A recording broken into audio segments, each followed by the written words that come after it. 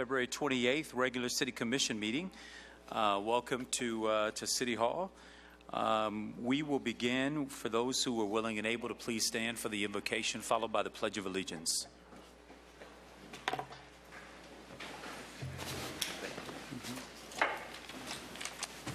Dear God, we thank you for your ever-loving care. We ask for continued strength and comfort to those impacted by the recent loss of loved ones in Parkland. We lift our prayers to you and ask for peace to those in need. Thank you for this community, our committed leaders, and the opportunity to serve our citizens. Please direct our path this evening as we make decisions on important matters that affect the lives of our citizens. Grant us the wisdom to support positive change for the betterment of all. In your name we pray. Amen. Amen. I pledge allegiance to the flag of the United States of America and to the republic for which it stands, one nation, under God, indivisible, with liberty and justice for all.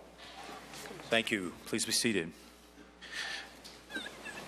City Manager, are there any agenda modifications? Yes, sir. Items 502 and 1103 have been added to your agenda. Items 906, 909, and 913 have been pulled for discussion.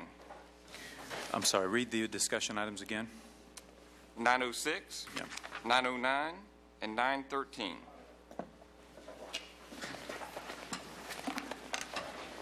Thank you.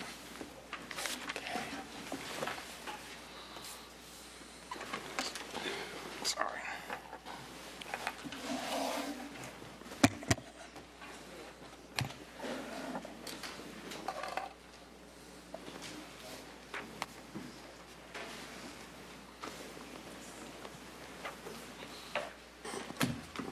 Right, it's my pleasure on this final day of Black History Month recognition to do a very, very special recognition of a few very, very special individuals.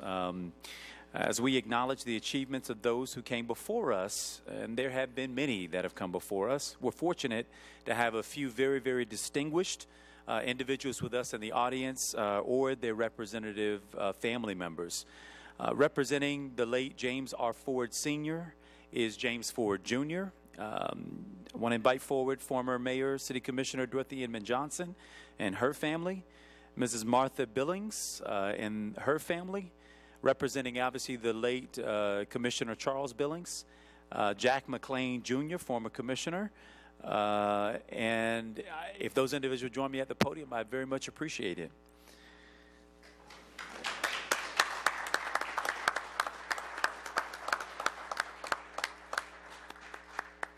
In 1972, the late James R. Ford Sr. made history when he was elected as the city's first African-American mayor. He served on the City Commission for 14 years. Former Mayor and Commissioner Dorothy Inman Johnson was and I believe still is, the first African-American female elected to the Tallahassee City Commission in 1986. She served 2 terms as mayor in 1989 and 1993, respectively. Jack McLean Jr. was first elected in 1984 and then again in 1988 as a city commissioner. He also served as mayor. He was a driving force behind the creation of the 52-acre Southside Park that bears his name today. The late Charles E. Billings was elected into office as a city commissioner in 1998 and served until his passing in 2002. He was the founding force behind the Sister City program with the Caribbean islands and the nation of St. Martin. I'll now read a proclamation of which will then supply each of our honorees with their own copies of the proclamation. And the proclamation reads, whereas the contributions of African Americans have helped shape and mold the rich history of our nation, and whereas African American History Week, celebrated in February, was created in 1926 in the United States by historian Dr. Carter G. Woodson, and whereas Black History Month was first recognized by President Gerald Ford during the celebration of the United States bicentennial in 1976, and whereas other countries around the world, including Canada and the United Kingdom, also devote a month of celebrating Black history. And whereas in 2018, Black History Month's theme is African Americans in a Time of War, to commemorate the brave men and women who served our country during World War I and World War II. And whereas the city of Tallahassee has enjoyed a long tradition of leadership and tremendous impact by African American community members, including the bus boycott of 1955, which helped spark the civil rights movement in Florida. And whereas Tallahassee celebrates Black History Month by honoring the achievements and contributions of many African American leaders and pioneers. Now, therefore, I, Andrew Gillum, by the authority vested in me as the mayor of the city of Tallahassee, do hereby proclaim the month of February, well, that's already been decided, as Black History Month in the city of Tallahassee, and urge all citizens to join me in extending recognition and honor to our trailblazing African Americans in Tallahassee and our community surrounding for this month and all year long. Presented this day to James R. Ford Sr. posthumously, represented by his son James R. Ford. And I should say, I did speak yesterday with Clenita Ford, Mayor Ford's widow. She did express that she had an accident which keeps her homebound, but if you are at home watching, I assume you are, Mrs. Ford, we just want to say we wish you a speedy recovery. Dorothy Inman Johnson, Jack L. McLean Jr., Charles E. Billings, posthumously represented today by his wife, Martha Billings. And I would like to invite each of them individually forward to make any remarks that they may deem appropriate at this time, beginning with James R. Ford, followed by Dorothy Inman Johnson, followed by Jack McLean Jr., followed by Martha Billings. It's an honor to stand here and represent my father, and I'll keep this short and sweet because he was kind of known for not speaking a lot.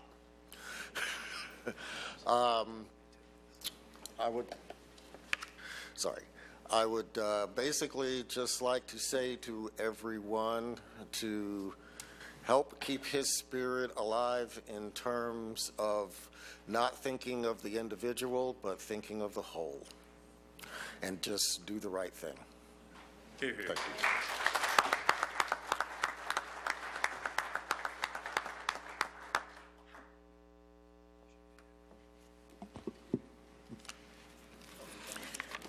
Good evening. Good evening. I am so thankful to the city of Tallahassee for this great honor. However, I would rather be remembered for the legacy I left to the city of Tallahassee with the renewal of the downtown chain of parks, the rate stabilization program that keep utility rates low, the mini pass program that put sidewalks and street improvements in old neighborhoods, the historic preservation ordinances, and many more. It is important to me to have my family here with me. I have my husband, Reverend Lee Johnson, and my two sons, Sam and Victor Inman. And it's important to have my sons here because they served the city too. They sacrificed a lot for their mom to put in those long hours serving the citizens of Tallahassee, and I'm so pleased they can be here today. I want to read just a few sentences from my book, Lessons from America's Best and Worst Cities, and there's a chapter in here about Tallahassee, my adopted hometown, and it reads, initially, I remained in Tallahassee during the early years because it was a wonderful place to raise a family. Then I stayed because I had fallen in love with the city. People say Tallahassee has to grow on you. So I guess it just grew on me because I cannot think of another place I would rather live. Even more important, Tallahassee is my hometown by choice, not by birth. Thank you so much.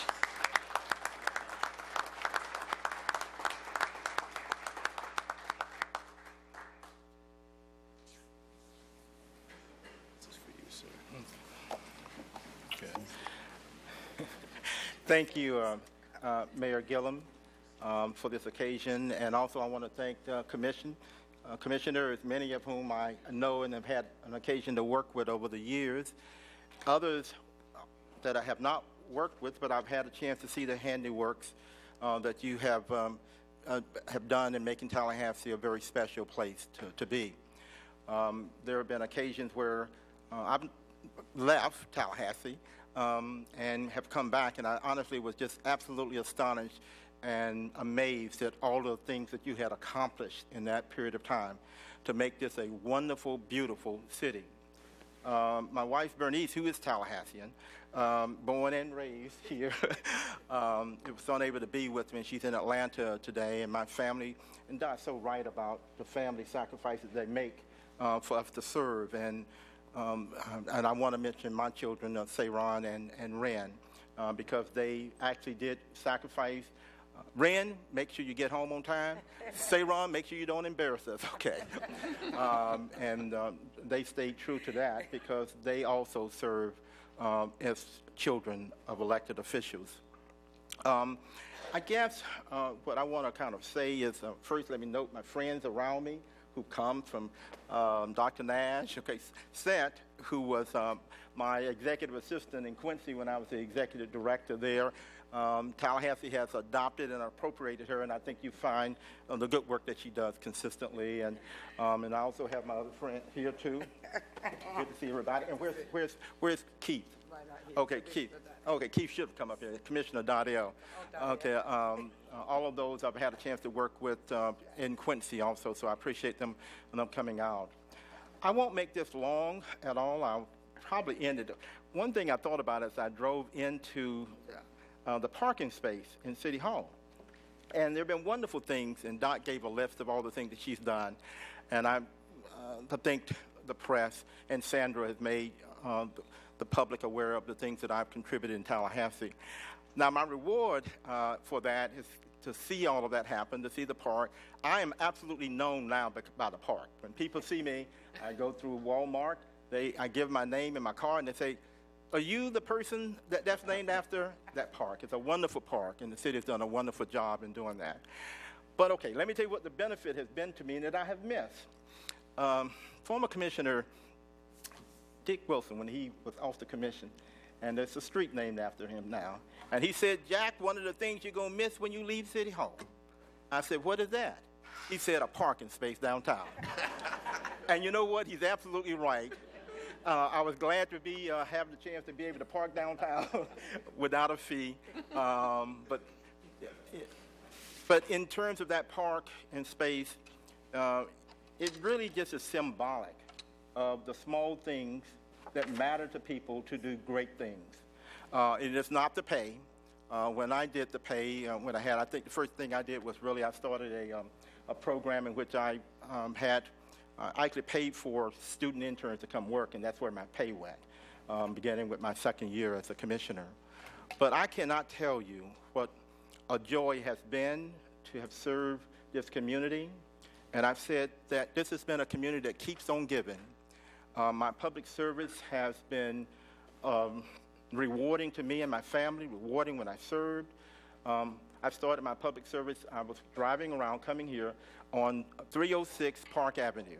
And I've started that as a legal aid, legal services attorney.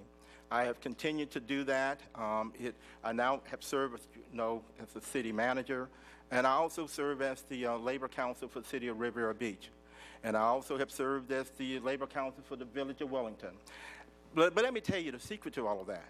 It is because the good people of Tallahassee gave me a chance to serve. Thank you. Thank you.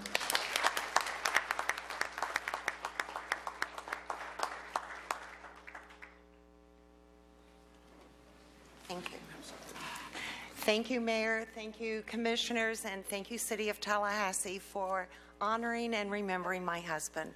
Charles died in May 2002, and the kids and I were talking as we were driving here how gratifying and heartwarming it is to know that someone who passed almost 16 years ago is still remembered and spoken of in such high regard. I want to introduce you to two of our family members. This is our daughter, Beth Simone, and our son, Jonathan Billings, and we have three other children who unfortunately weren't able to make it. Charles loved Tallahassee. He came here from New York City, having taught at NYU, and as you mentioned, Tallahassee does take a little time to grow on you, but after a couple of years, he fell in love with the city, and that's why he made the decision to run for city commissioner. And when he told us, my reaction, of course, was, "You're going to do what?"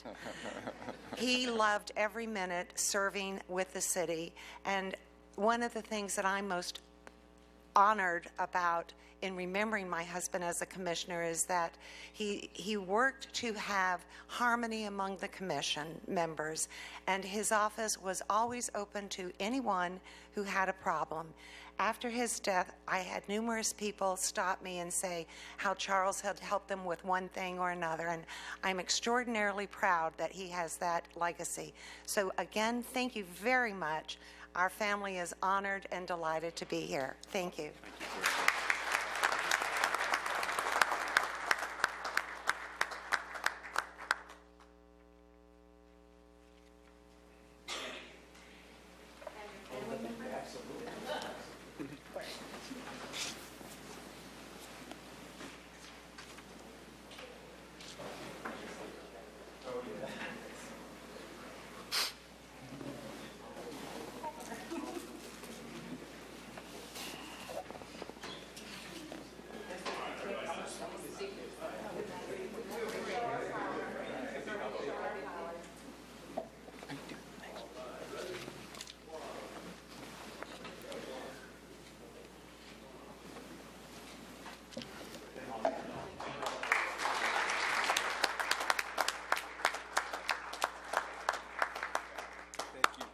Seeing you, my friend.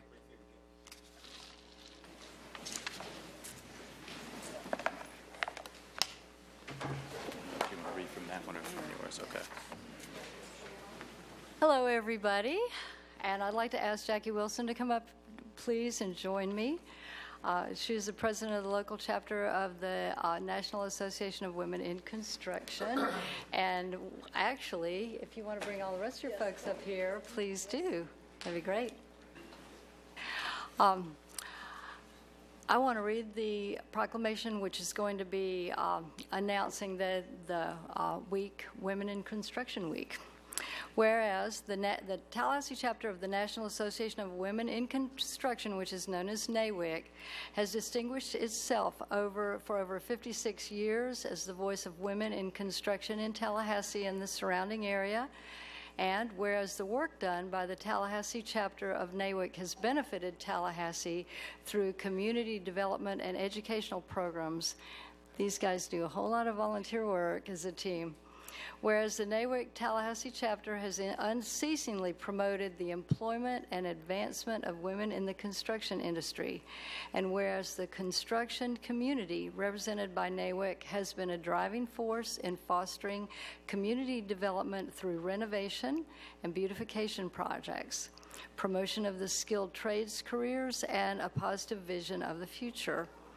Whereas the Tallahassee chapter of NAWIC has sought to achieve successful results for Tallahassee and the surrounding areas in a competitive spirit with other organizations, now I, Nancy Miller, in place of my mayor, Andrew Gillum, by the authority vested in me as a commissioner and in representative of the mayor and my commission, do hereby recognize the Tallahassee chapter number 72, NAWIC, and its many dedicated volunteers for their steadfast work on behalf and in support of women in construction, and do proudly proclaim the week of March 4th through 10th, 2018 as Women in Construction Week.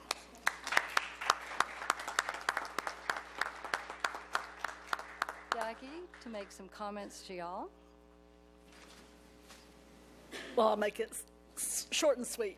Just want to say thank you to the Commission for continuing to support us and give us your support as we do a lot of things in the community and the Big Bend area. We are a national organization, and this is the Tallahassee chapter of that group. And I've been a member, actually, I think one more year I will be 40 years in this organization.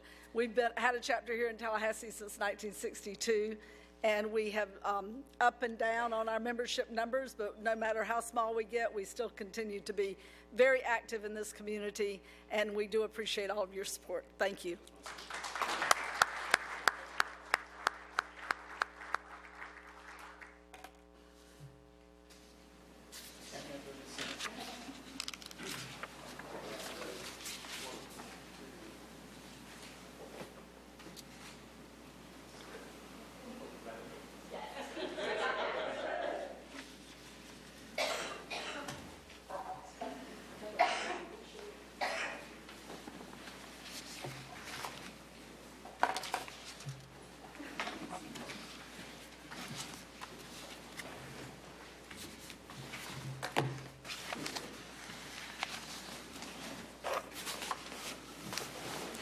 Right. Thank you very much, everyone, for your indulgence. We're now at the point in the meeting for citizens to be heard on agenda items.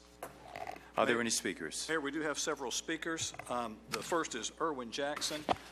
As he comes forward, I'll let all who signed up to speak know that at this point we are taking speakers on items on the agenda. Public hearings are at a later time. Each speaker will have 3 minutes to provide his or her remarks.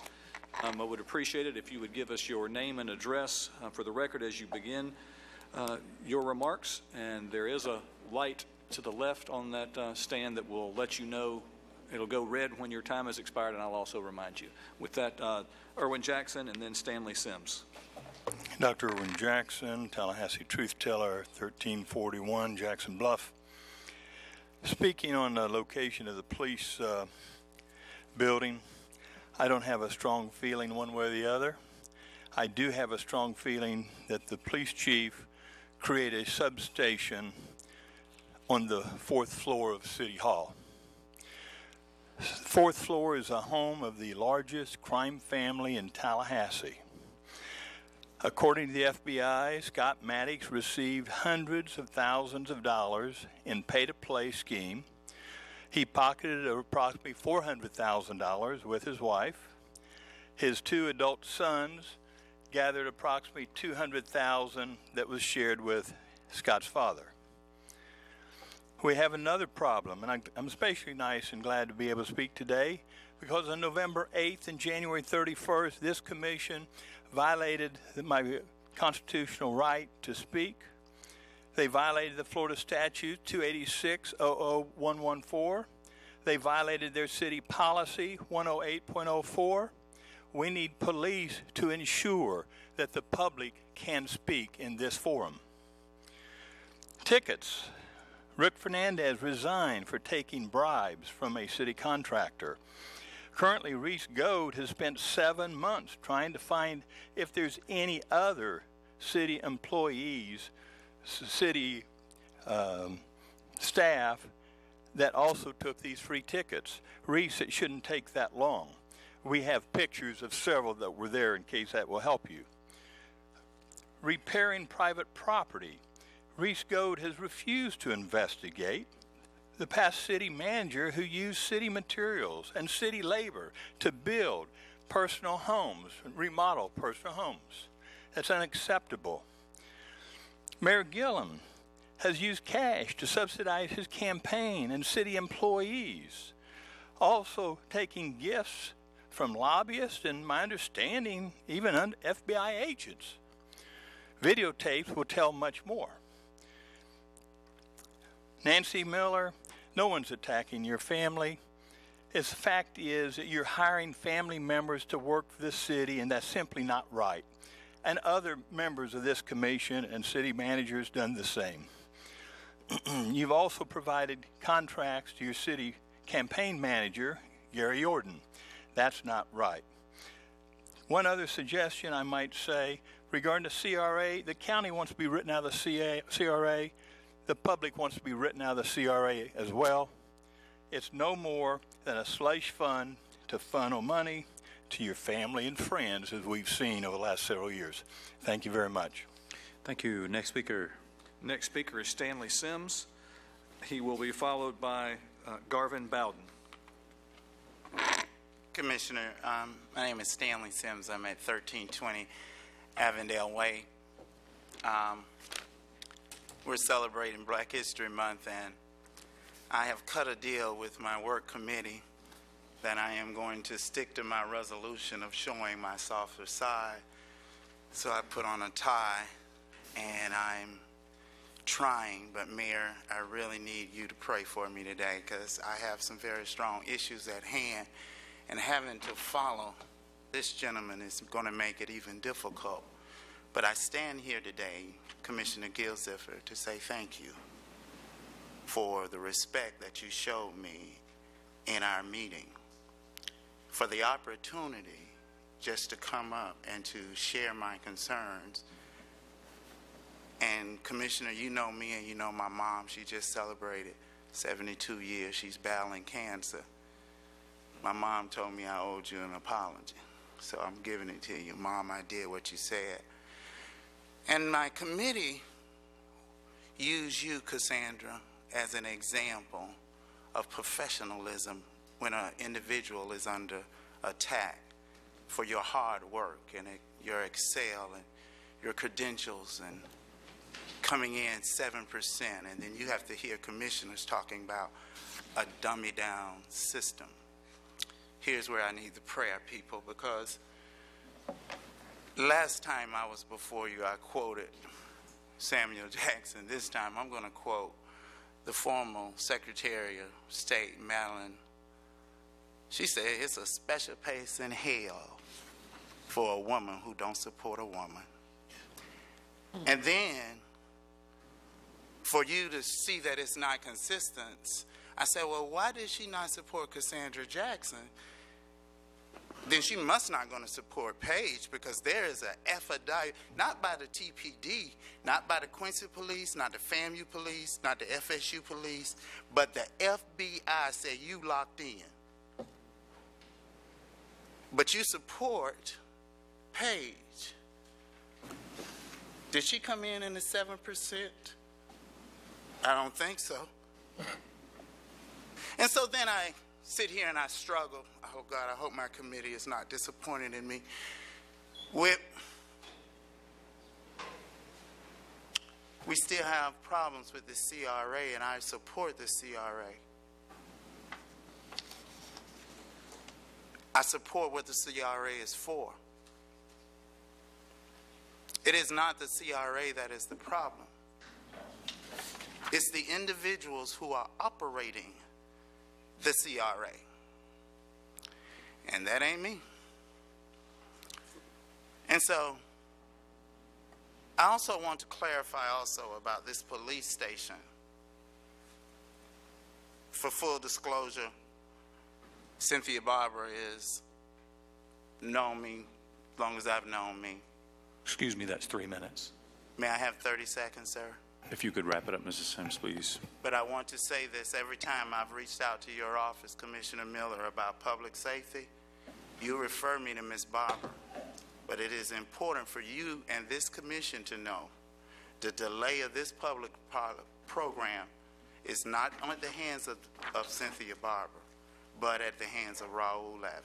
Thank you for the extended time, Mr. Mayor. Thank you. Next speaker.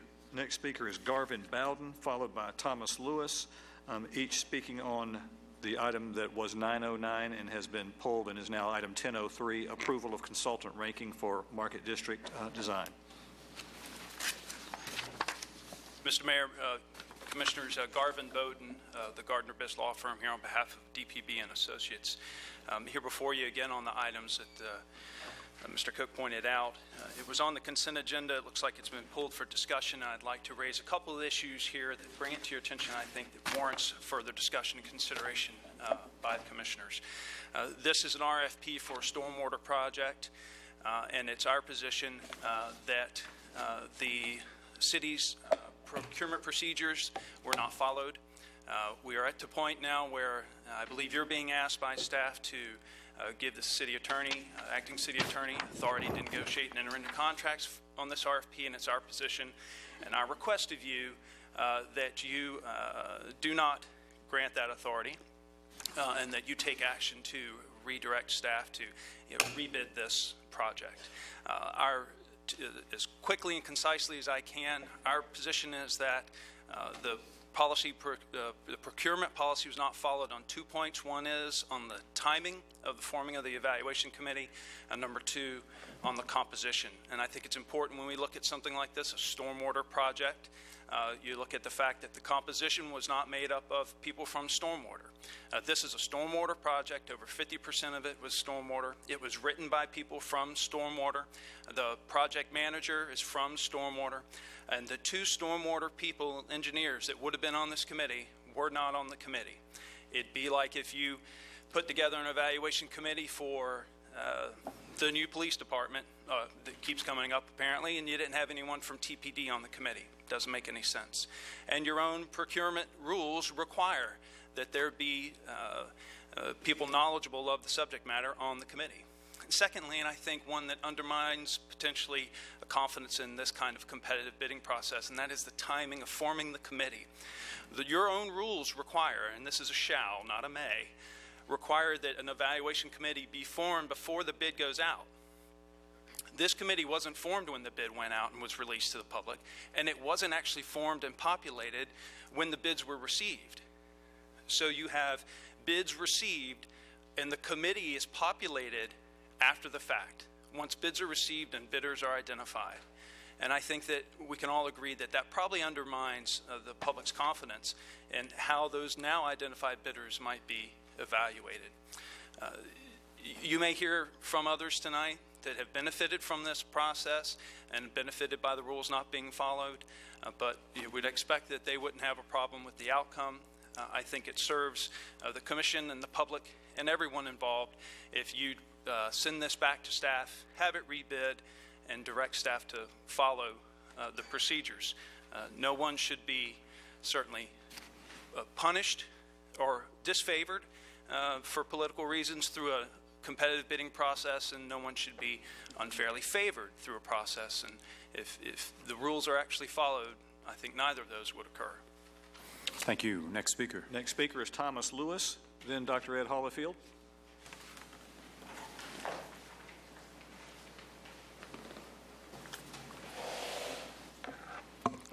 Good evening, Commissioners. Good evening. Thomas Lewis, 7099 Oxbow Road, Tallahassee, Florida, 32312. I am the majority partner in DPB and Associates, a certified City of Tallahassee minority business. And I was pleased to see that the issue is going to be the issue of the awarding of the contract for the Phase 3 of the stormwater project of the Market District is going to be talked about today, because I believe we've suffered an injustice, we as a firm, which started with a newspaper article that talked about money that we had earned in Phase 1 and Phase 2 of the Market District project, and there was an alleged perception of wrongdoing, which caused the city auditor to do an audit. And as a result of that audit, it was judged that there was absolutely no wrongdoing in any of the processing of our work, but there was a perception.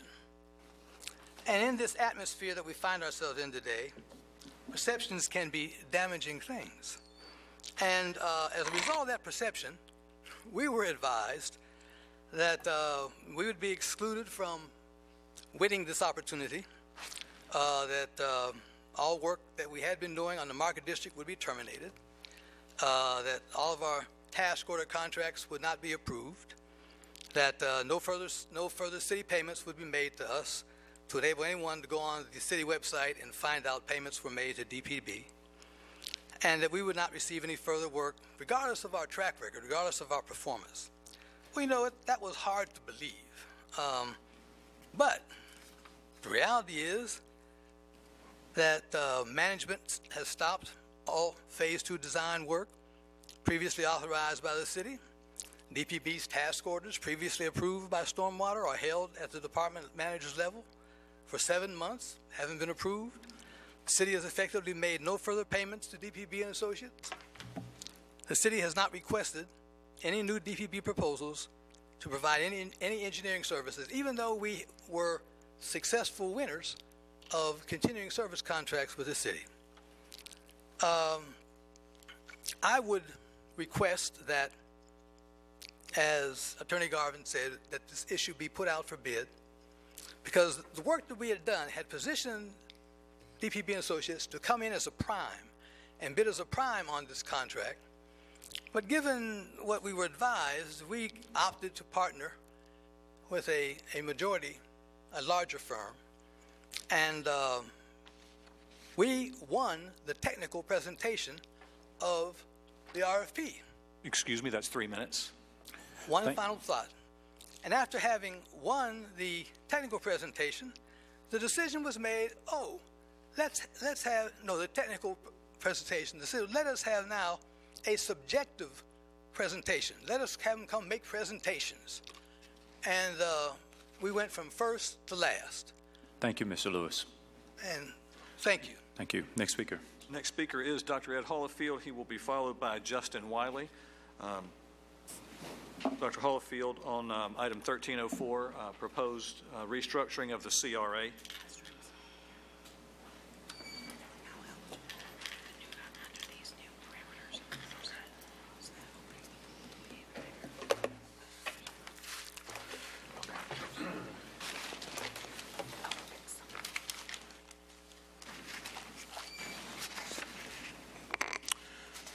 Dr. Hollifield, Longleaf Court.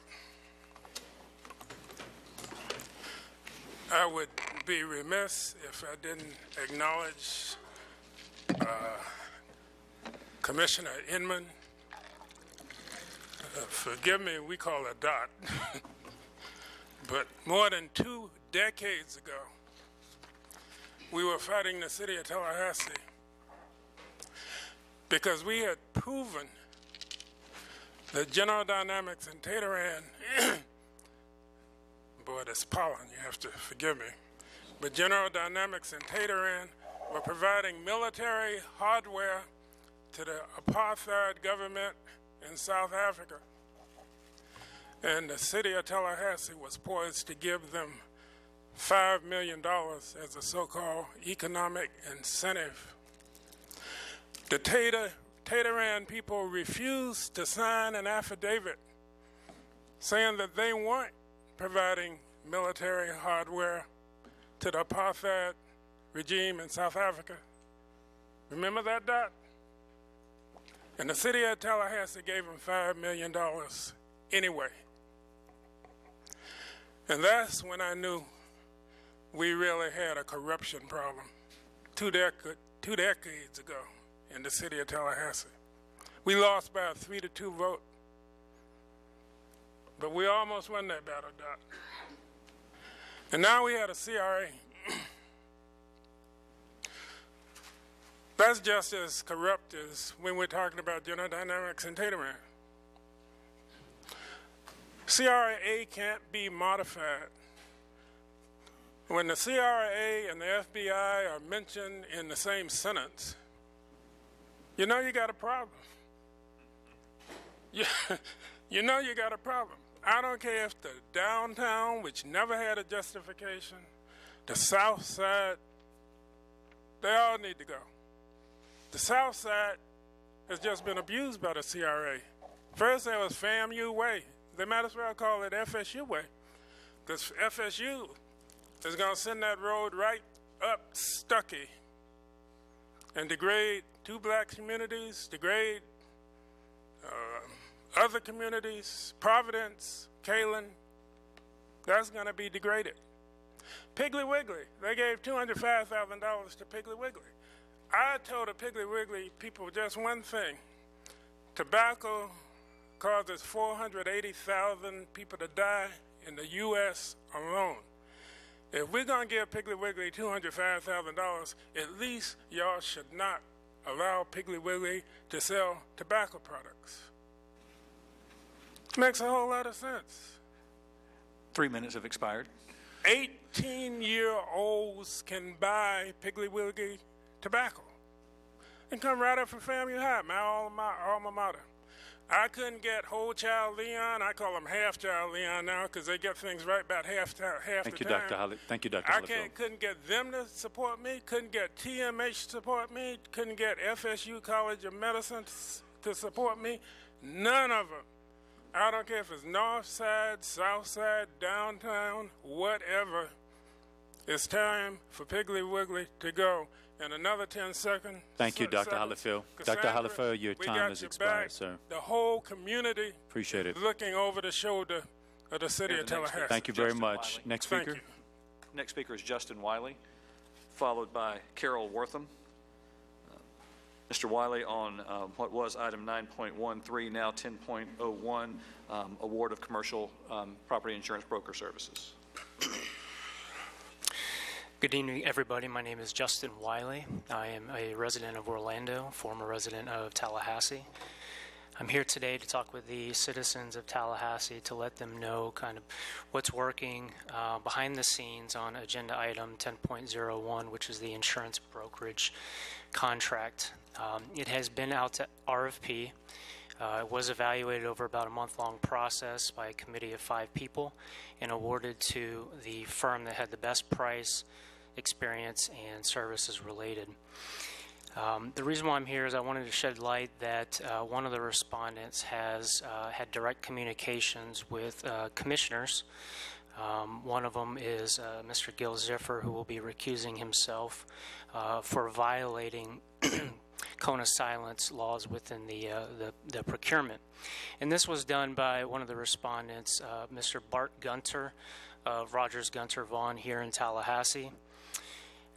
He has had communications with several commissioners in violation of this cone of silence. In most cities, this is immediate grounds for disqualification. It is not in Tallahassee. Mr. Bart Gunter is a good friend of Scott Maddox. He has contributed political donations to his past campaigns, and the intent today with the recusal of Mr. Ziffer is to move the agenda item from consent to discussion, where Mr. Maddox has had communications with Bart Gunter and armed himself with talking points to try to persuade the rest of the commission to overturn staff recommendation to hire his buddy Bart. I know this is happening because it happened in 2014 and also 2015 and is working through the same usual process. Mr. Maddox will use misleading points to try to confuse the commission and to convince them to take the contract away and to Bart. Some of the things that I think he may talk about, he may say that the RFP process was flawed. The process was not flawed. His buddy Bart just simply did not win. He may talk about wholesale commission caps, which is inherently misleading because the city's property program is primarily placed direct. There's very little involvement from wholesalers and therefore very little wholesale commissions. What he will not tell you is that Buddy Bart's proposal was twice the price of everybody else. By giving the contract to him, it will cost taxpayers nearly $250,000 more for his services. He may talk about premiums saved over the last couple years. What he will not tell you is that it has been a historically soft insurance market and most public entities have received premium reductions. He may brag about $200,000 savings annually from the insurance program. What he will not tell you is that 3 years ago I proposed savings upwards of $1 million per year. Excuse me, the 3 minutes have expired. What I like to tell the City Commission is that I have been in talks with the FBI at length and local media about this particular incident, and I encourage them to do the ethical thing, which is approve staff recommendations. Thank you very much. Your time has expired. Commissioner, do the right thing, sir, please. Sir, thank you. Commissioner, I'm sorry, just out of curiosity, sir, you represent the firm that's being recommended by staff? Gotcha. Commissioner Maddox. Mr. Mayor, we've learned to sit through these things, even though people say things that are untrue over and over and over again. That man is a liar. I have not spoken to Bart Gunner about this item at all. Have Commissioner Miller, Commissioner Richardson, he said the majority of the commission has spoken to Mr. Gunner. I'd like to hear if you have. I've had zero communications with anybody from this firm other than written that has been sent through all of us through the city attorney. I have not spoken to them in any way, shape, or form. And this pipsqueak came from somewhere else and called us all just bald-faced lied, absolutely bald-faced lied on television, saying that we all talked and cooked ahead of time. I will tell you, sir, that the city treasurer clerk will attest that I am a strong believer in the process, and I have not in any way advocated changing our process other than the original change in our process that resulted in a savings of millions of dollars to the taxpayers of the city of Tallahassee. Sir, you should be ashamed that you came on television and bald-faced lied. I can't believe you represent a company in doing so, but if you have a shred of evidence that I had a discussion with this vendor or any other vendor on this RFP process, I suggest that you immediately bring it forward, bring it to the public and show it. You know you don't have it because you're lying. Thank you, Commissioner, I went and asked the city attorney a question, and I should put it to the record. I've never seen a display like that before in this commission chamber by a vendor or perceived vendor. I don't know the truth or the falseness. If I take you at your word, Commissioner, there was a lot of not true. And what I have asked the city attorney to look into prior to us getting to this item is what a debarment looks like on this item to throw out the entire piece. I'm very concerned about the display that just occurred and would love for the city attorney to report back when this item is up to advise the commission what our options are around debarment. Next speaker. Next speaker is Carol Wortham, followed by Lynn Evans. Can you hear me this way? I feel sorry for all of you, but... Ma'am, if you'll speak to the microphone, it'll be easier for all in attendance to it. I happen to know 3 people, at least 2 people sitting up there that do not know me. They won't remember, will you? Yes. Gil Ziffer, who when he came to town also came to the hospital where I was volunteering. And I met him there at a meeting where you were beginning to get acquainted with Tallahassee. How do you feel about it now? Don't answer. I'm sure you like it. Next, there's Nancy Miller, who met me, and I think we met in a dental office at one time. And I was still harping on the same problem, and I'm about to do it again, because my name is Carol Wortham, and I came here to Tallahassee when, for the governor, many, many years ago, Bob Graham. And I came here because the feds were stirring up what was going to happen in our health department, and this state had passed a certificate of need law, and they needed somebody to help it be carried out. Well, you've lived under that law for some time. You all have your own opinions about what happened, but it was a move and a change in a different direction.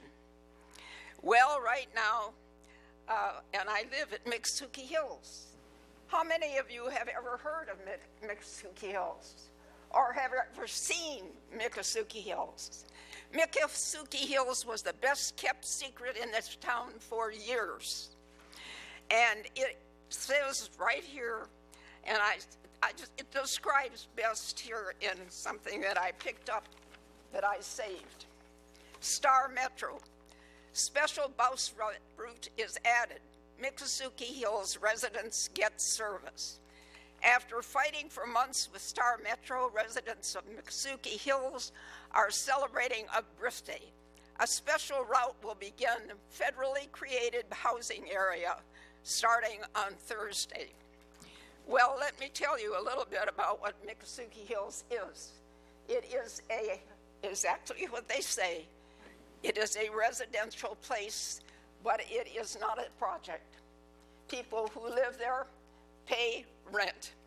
They pay it based on their income. It was a godsend in the housing department, and it started out of nationally health development housing. We're going to be at great need for that again, but that's not the point. The point is, it says in the bill I got from the electrical company, we pay our own utilities, and we live just as anybody else does. But we do have people who are elderly. And I wasn't when I came here. And I'm not afraid to tell my age. And I'm 96. And I'm still trying to tell you and sell you. We all need to keep working to make our total communities better. And there was a little thing in the bill here that says, Tallahassee is known for offering a high quality of life for residents to meet the needs of changing and growing community. A focus will be placed on key areas such as affordable housing. That's pretty tough, isn't it? Senior services.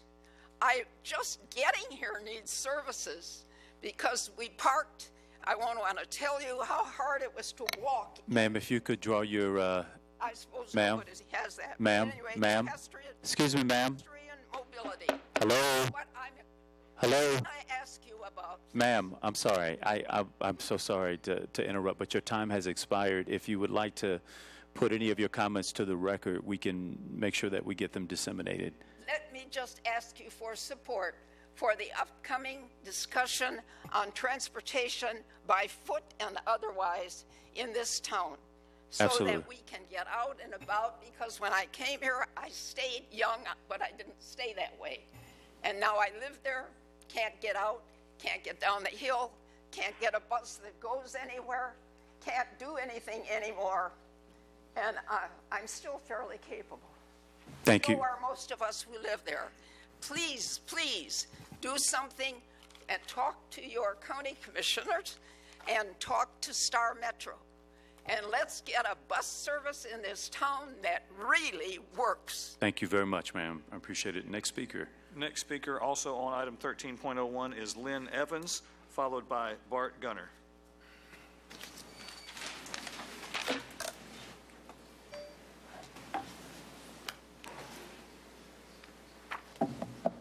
My name is Lynn Evans. I live at Miccosukee Hills also.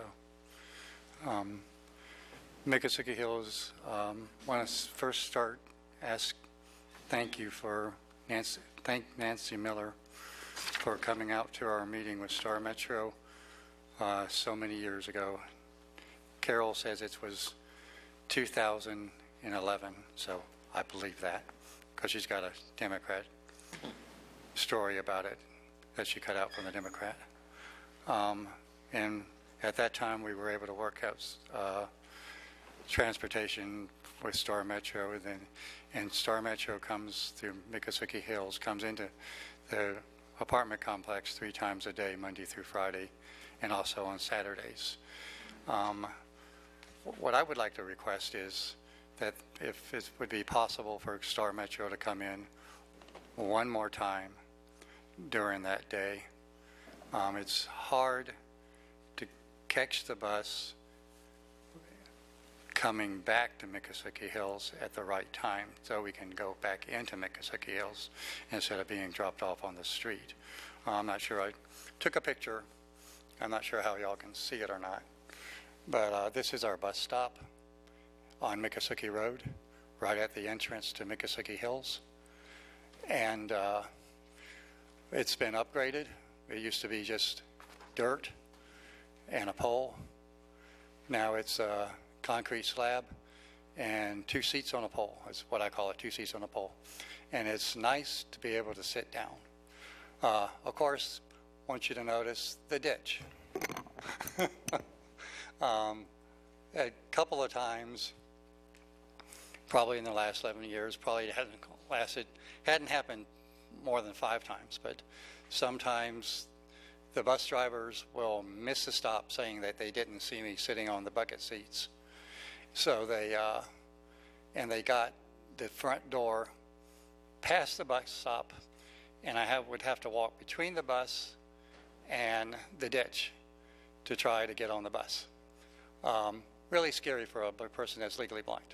And I would think it would be pretty scary for anybody, but the last time it happened, and most of the time, the bus drivers would have to get off the bus and then hold out their hand, and I could grab their hand, and they could guide me onto the bus. Of course, it's a canopy road, and we don't want to do anything to the trees, and I can understand that.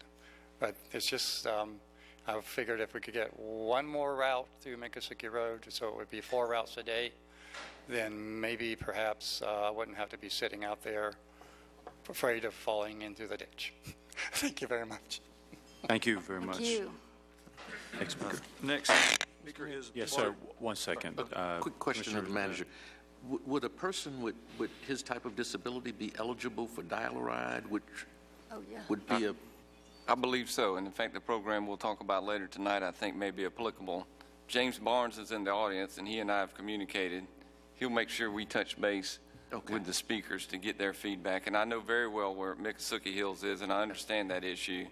You've got the right audience tonight. Thank you guys for your comments. Okay. Thank you, Mr. Mayor. Thank you. Next speaker is Bart Gunner on item 1001, award of property broker services. He'll be followed by Paul Dawson. Good evening, Mr. Mayor and members of the commission. I want to start with just a little bit of history. 3 years ago, we were competing for the city's property insurance. And what we did was we brought together Brown & Brown and Rogers Gunner Vaughan Insurance, the 2 largest insurance agencies in the city, and on a joint venture to work together on behalf of the city. And working together and working with staff, our proposal saved the city over $200,000 in fees that they were paying every single year for 3 straight years. $600,000 in savings. Also, while doing our broker services and doing our job, we were able to save the first year, we were able to save $300,000 on the property premium. The very next year, we were able to move change carriers to the carrier that really the city had tried to get with, FM Global, for a number of years.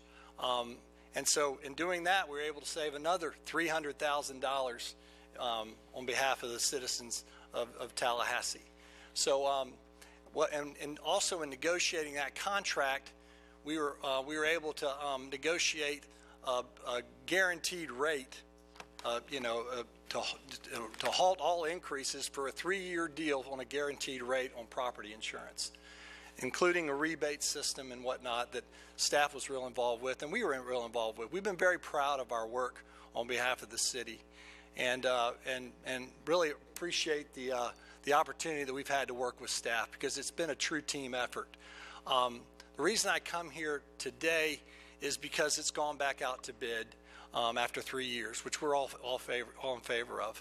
The bid was broken up into 2 parts.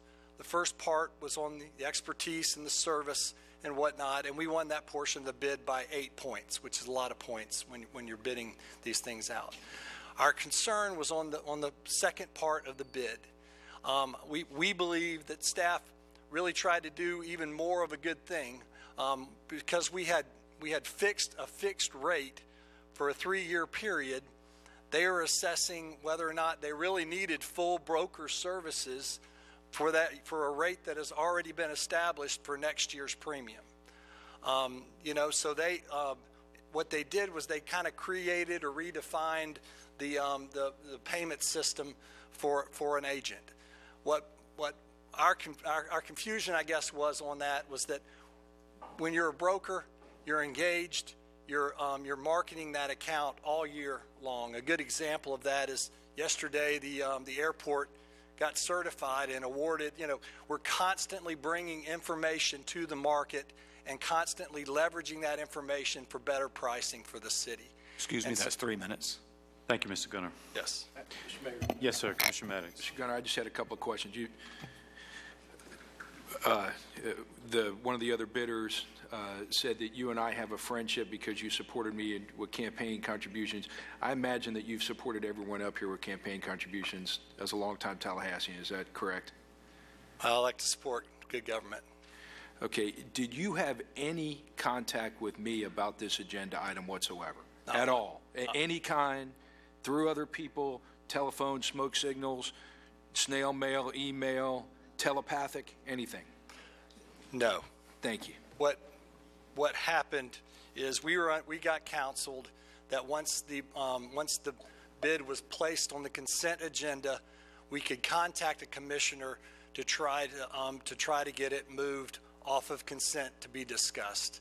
And so what I apologized to Commissioner Giffer is that I contacted him and asked for an appointment instead of contacting him in writing, which we contacted all of you yesterday with. So there's been no work. Once he realized that, he shut it down, left the meeting. He realized what we were doing, and so I apologize for putting him into that position, because that, our understanding was that once it was on the consent agenda, we could contact a member to try to get it pulled for discussion. Thank you. When I received the contact in writing, my aide did not even give me the contact in writing until it was cleared through the city attorney's office that I was allowed to read it.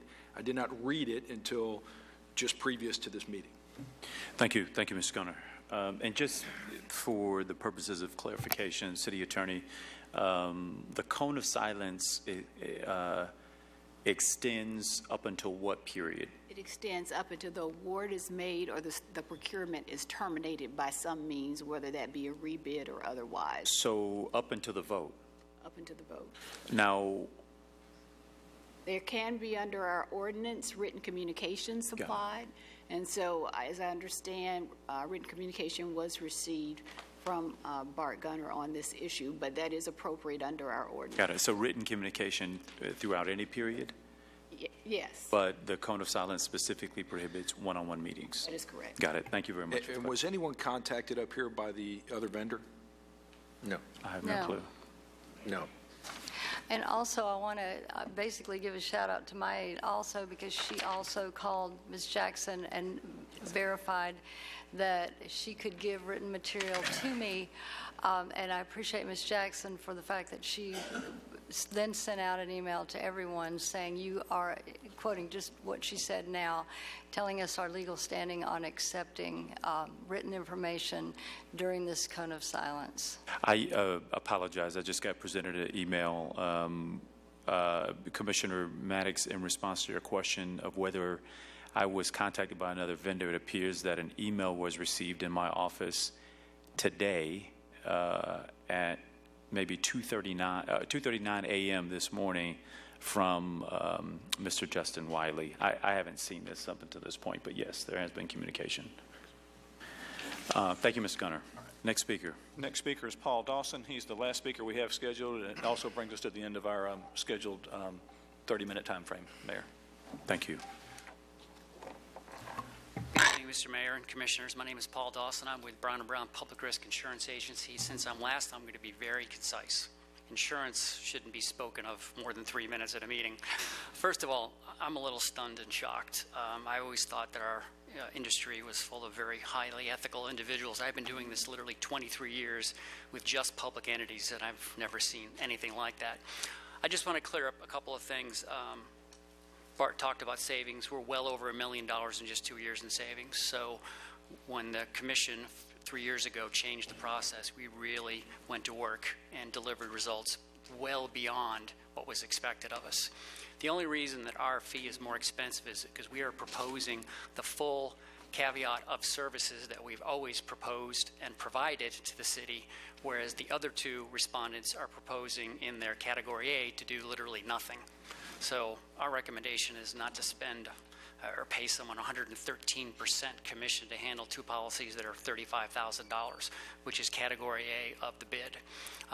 Other than that, we always appreciate your time and concern when it comes to taxpayers' money. Thank you.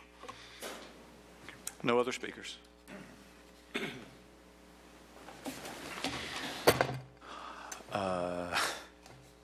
So I'm actually now just reading the email from my aide. My aide did respond to an email. The final line of it reads that I have spoken to the Tallahassee Democrat and the FBI about actions that are set to take place tonight. In order to keep your name clean, I advise you to ensure that overturning staff recommendation does not happen. Now, I perceive that to be a threat. I'm not sure what that means exactly. Yeah. But I'll just say I find this communication to be highly unprofessional and extremely inappropriate. Wait, Mayor, could I clarify that? I got that email also. And are you telling me that a representative of the company that was the highest, with the highest score, has written that threat, and that was this gentleman a representative of that company? Yes. Yes. Commissioners, we are now on the agenda items that were pulled for discussion, and those items set, I'm sorry, actually we're at the point of the consent agenda. Yes, sir. Yes. Is there a motion for consent, excluding the three items? There's a motion and a second for consent. All those in favor, let it be known by saying aye. Aye. Those opposed, no.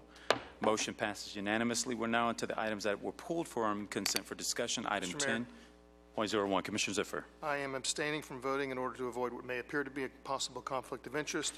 I inadvertently had contact with one of the bidders for the contractual services, and such contact is not permitted by city code. I'm going to be leaving chambers now during the discussion. Thank you, Commissioner.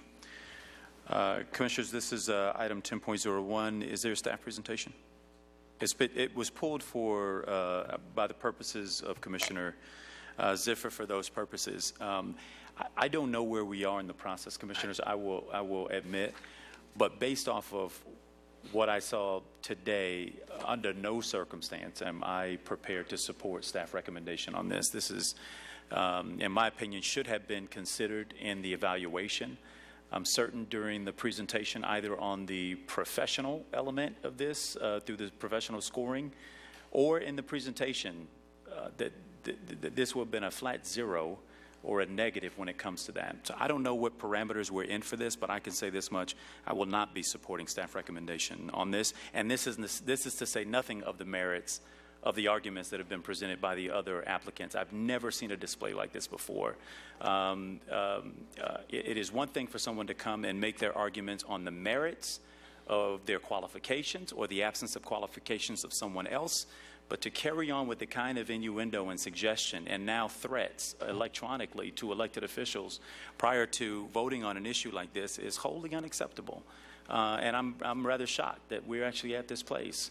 So I'm fully disclosing I will not be supporting staff recommendation. Commissioner Maddox.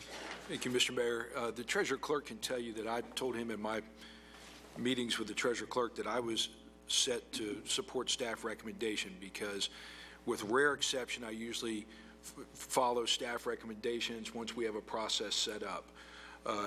In the past on this issue, I thought that our process of going out for broker services, combining it with the line of insurance, resulted in us paying more, and fought that battle over a long period of time, and it resulted in the fact that we were paying more, and we had savings. I, too, cannot support this item that I was prepared to support because, number one, when a vendor flat out lies, so that makes me wonder how they're going to treat our organization if they're lying. And number two, you have an electronic threat that apparently went to several commissioners to attempt to extort business with a threat. I can't support it either. I'm also going to submit this communication to the record for further investigation.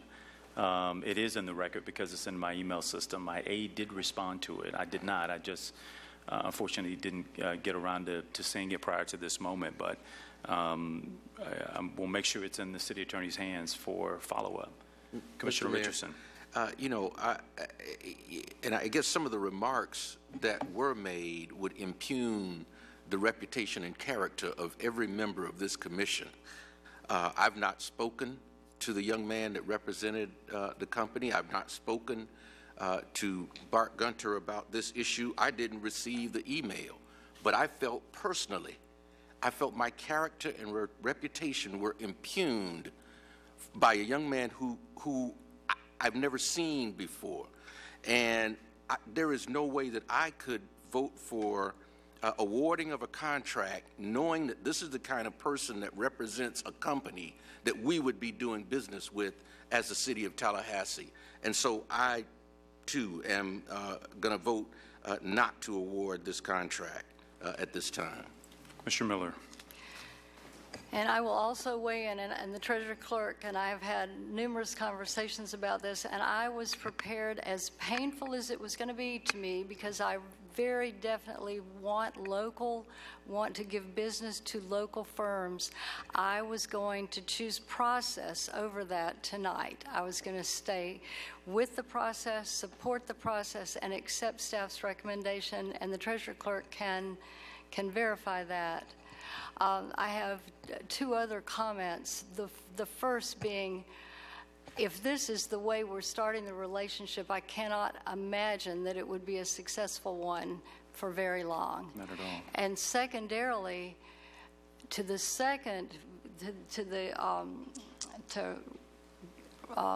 Gunner, please, in the future, file your bid protest in a time, I don't see where he is, file your bid protest in a timely way. That is also process. So at this point, I don't know where we go from here. I certainly can't support the top-ranked firm, and I have no idea what motion to make, whether we rebid or what. Commissioner, let me just yield to the City Attorney and the Treasurer Clerk for some guidance on process. I think you've heard very clearly, and I think for highly defensible reasons, if for nothing else. I didn't get to sit through whatever the presentations were that got this to this point. But clearly, since we are the ones being asked to approve this, our judgment matters, and we've got to take into consideration everything that we've seen and heard. Otherwise, it'd be left to you all to make that decision. So if you could give us guidance off of where we are at this point, I'd appreciate it. Treasurer Clerk. Mr. Mayor, if I may, I don't have a complete answer for you, obviously. The way our process works, there's input all the way to the end at the commission meeting, and so we had information that's provided tonight that we didn't have and you didn't have previously. It has been mentioned that our current property coverage is placed with a carrier, and we had received a 3-year guarantee.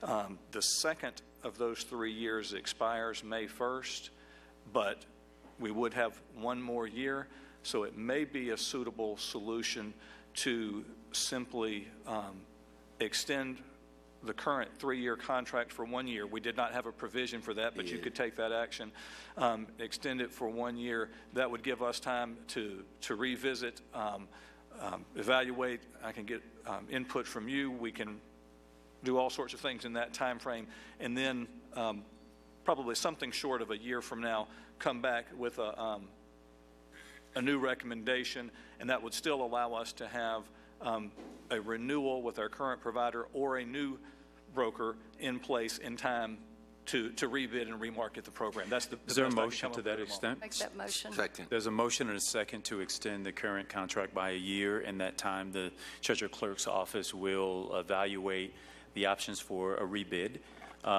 or whatever recommendations will come back from staff in that regard. All I simply say is what we want is the best service. I think we want the best firm. We want the best people out there representing what I think is the best city. And anything short of that, is not desired. And again, I was prepared to. I mean, this was not even an issue for me. I thought we were going to pull it because of the issue that with the meeting that happened, and move it right forward. This meeting completely changed that for me, and I assume we're well within our rights to consume what we saw and make a judgment on that. Commissioners, there's a motion and a second. All those in favor, let it be known by saying aye. Aye. Aye. Those opposed, no. Motion passes unanimously. Thank you. And Mayor and Commissioners, there is a process in the purchasing manual regarding suspension and debarment of any vendor, and that process can be pursued if you so desire. Well, I absolutely want to submit we move forward with that process. And take all evidence, not only from tonight's meeting, but this email that I think I received for sure. And Commissioner Richardson said that he had not. So yes. Thank you. Absolutely. Commissioners, we're now on item 10.02. If someone can alert Commissioner Ziffer that he can rejoin us. Mr. Mayor, Ms. Williams. on Williams Communication, I've done work for in the past, so in abundance of caution, I've declared a conflict, alerted the city attorney, filled out the appropriate paperwork, and will leave the dais in the room for any discussion. Thank you. Commissioners, I believe this item was pulled solely for the purposes of declaring conflict? Yes, sir. Okay. Move the item. Second. There's a motion and a second to approve recommendations from staff. All those in favor, let me know by saying aye. Aye. Those opposed, no. Motion passes unanimously. We're now on to item 10.03. Who pulled this? Yeah, Commissioner. Thank you, Mr. Mayor. I requested that this item be pulled for further discussion. And I'd like for the manager, if he would, to have either himself or his staff kind of talk us through what has happened here and address some, if true in any degree, some of the disturbing allegations that have been made in this process.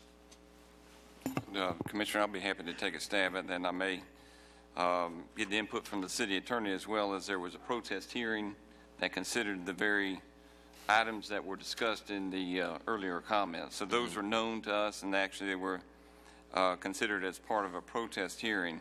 Simply put, this particular work is engineering design for the Market Square Pond improvements. It was mentioned that it was stormwater work, that is stormwater related, as well as roadway enhancements to McClay Commerce Drive and McClay Boulevard. In this case, we have an RFP that consists of an RFP committee. I believe there were about 5 committee members in that neighborhood. It was my decision to name the city's engineer as the chairman of that RFP committee. We also included a real estate professional as it involved the use of land and parks professionals as well, because ultimately, as you know, this is a sense of place project that leads to a park. So the makeup of the group considered those elements. It was intentional on my part to not include reports directly to one of our senior managers, and then there was a sibling relationship in one of the proposers that we expected. That was considered in the protest hearing. There were other items. I think that was the main thrust of it. And ultimately, that protest hearing basically denied the claim of any issue. So that's the summary. I think I can go deeper if you'd like, sir. Commissioner Richardson. Thank you, Commissioner. Mr. Mayor.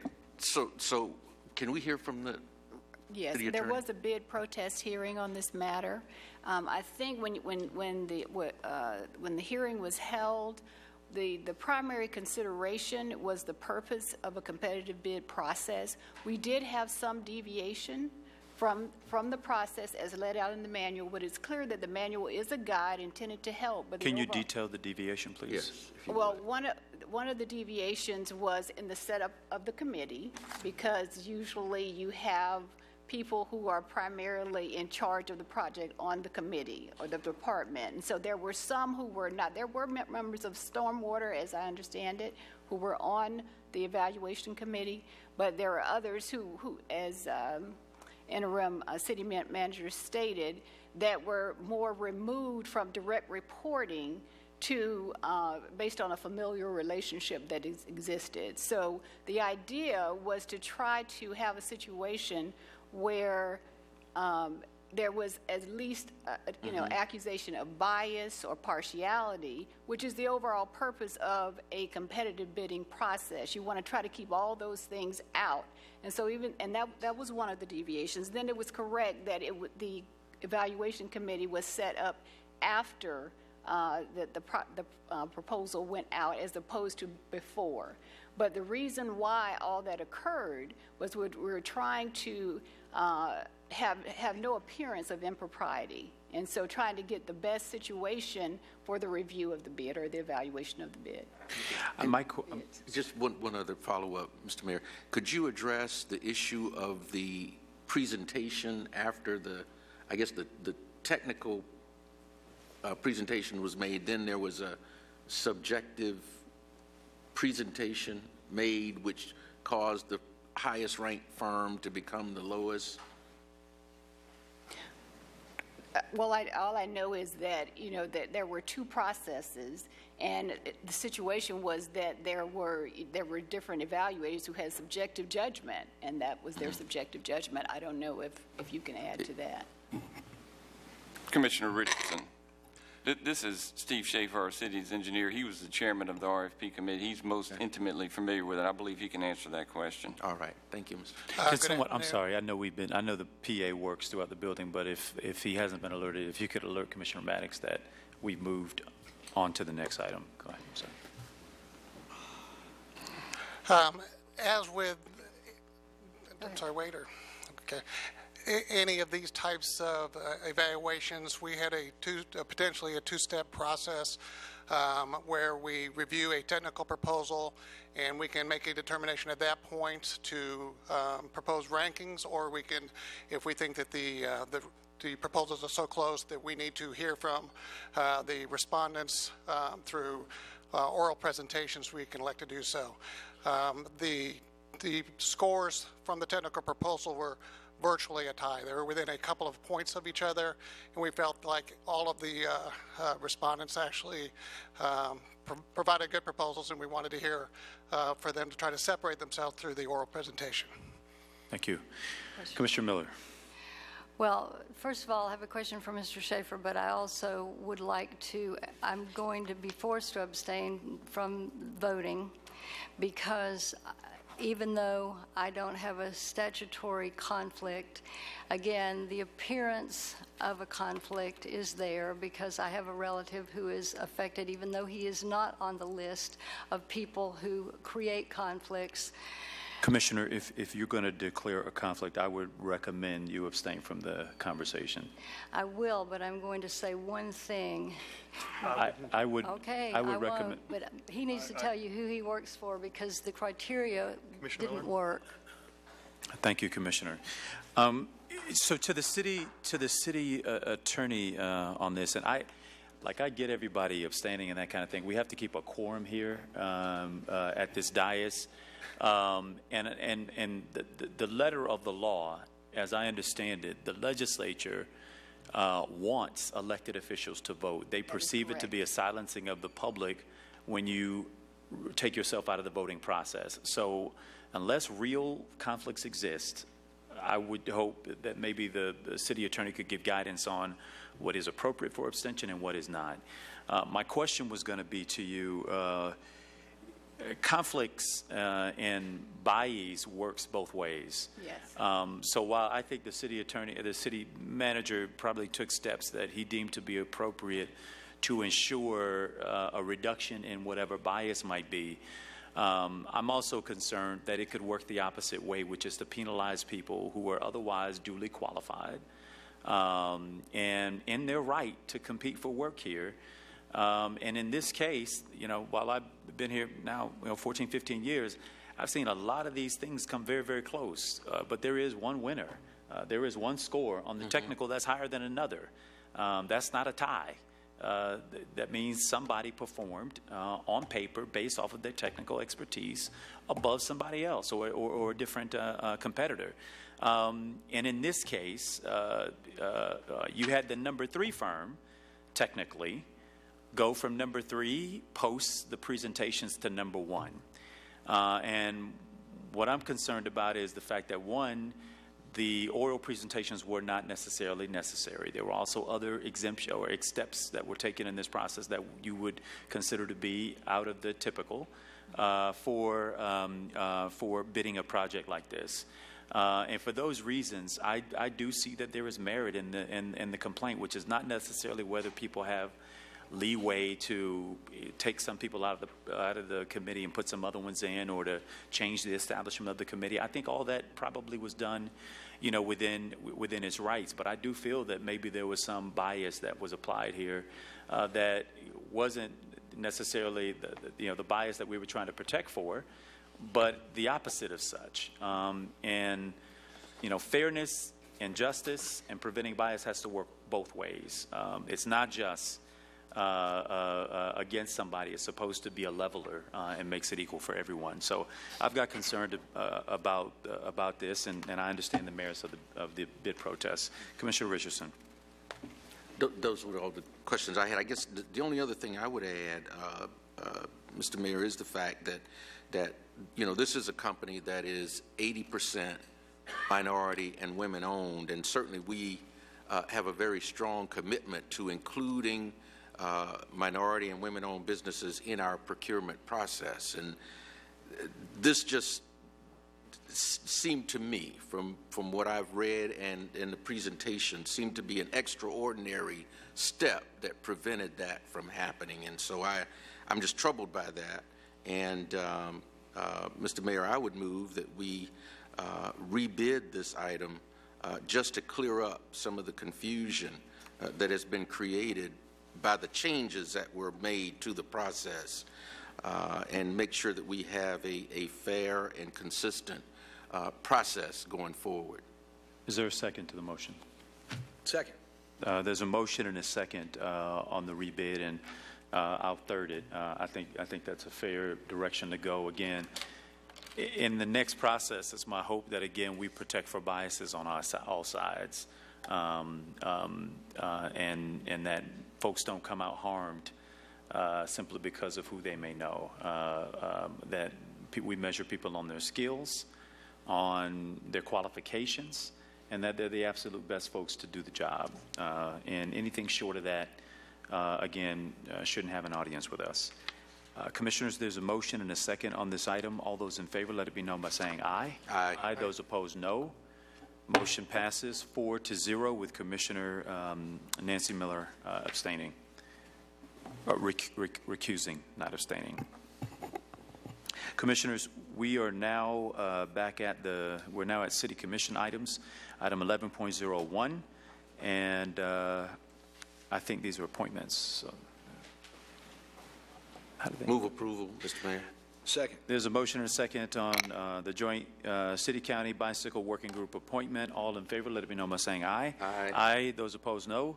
Motion passes unanimously. Item 11.02, Airport Advisory Committee appointment. Move approval. Second. The motion and a second to approve. All those in favor, let it be known by saying aye. Aye. Aye. Those opposed, no. Motion passes unanimously. We're now on to item 11.03. Commissioner Maddox. Thank you, Mr. Mayor. On the city attorney issue, it was important to me to try the best that I could to get unanimity on the commission for filling the position. I was concerned that that perhaps the advertising was too tight and led to a smaller group of applicants. We have had the advertising for a period now. It has not led to more applicants. And the bottom line is, I think we have the most qualified applicant for sure in the interim city attorney. Ms. Jackson has worked for state agencies. She has worked at the Public Employees Relations Commission. She has worked as assistant county attorney. She has worked as an assistant city manager, and of course as assistant city attorney and the deputy city attorney, and now interim. I think that sometimes we can't always get unanimity, even though we'd like to. But the bottom line is, I didn't want to hold up a good decision based on attempting to do that process-wise. I think we had a good process, and we had the best candidate. And so I'd like to move that we make Cassandra Jackson, the interim city attorney, the permanent city attorney. Second. There's a motion and a second. Commissioner Ziffer.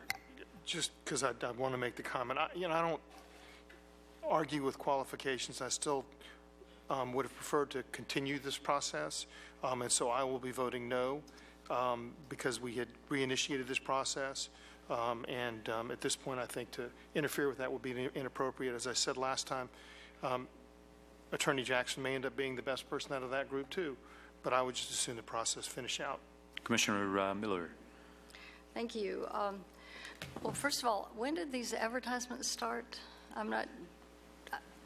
It didn't seem like, it seems like it was the last meeting that we had this conversation. Is that right? The re-advertisement's been in place for about a month now. began at the beginning of February, and I believe so was scheduled for 60-day period, essentially February and March. That's not exact dates, but that's the general idea. It was a 60-day period with a 45-day review. Well, how do you square this up with the people that have applied? Well, several of them, I've had it pulled for the people that apply. If I could, Mr. Mayor, I'm sorry to jump in. Several of them were, not several, but a few, were deemed ineligible based on our requirements and now would be deemed eligible. But I don't think, in my review, they did not rise to the qualifications of our interim. I wanted the applications to go only for 30 days. I acquiesced to a friendly amendment to make it longer than that. But I don't think that an additional 30 days is going to change the applicant pool. And frankly, we need a strong team on the ground and working, and I think that we got the best person. To the maker of the motion, I would simply add, one, I'm pleased to vote for the third time for Cassandra Jackson to become the permanent city attorney. She was qualified when she was shortlisted and interviewed. She's qualified now, and without a doubt, against any of the opponents that she's faced in this, stands heads and shoulders above the rest. She's eminently qualified for the position, and I'm pleased to see us at this moment. I would only suggest that we add that Mr. Jim Cook negotiate with Ms. Jackson and bring back a negotiated agreement that the commission can then act on.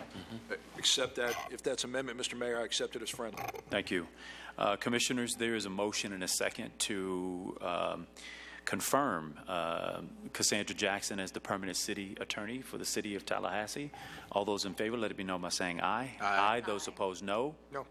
Motion passes 4-1.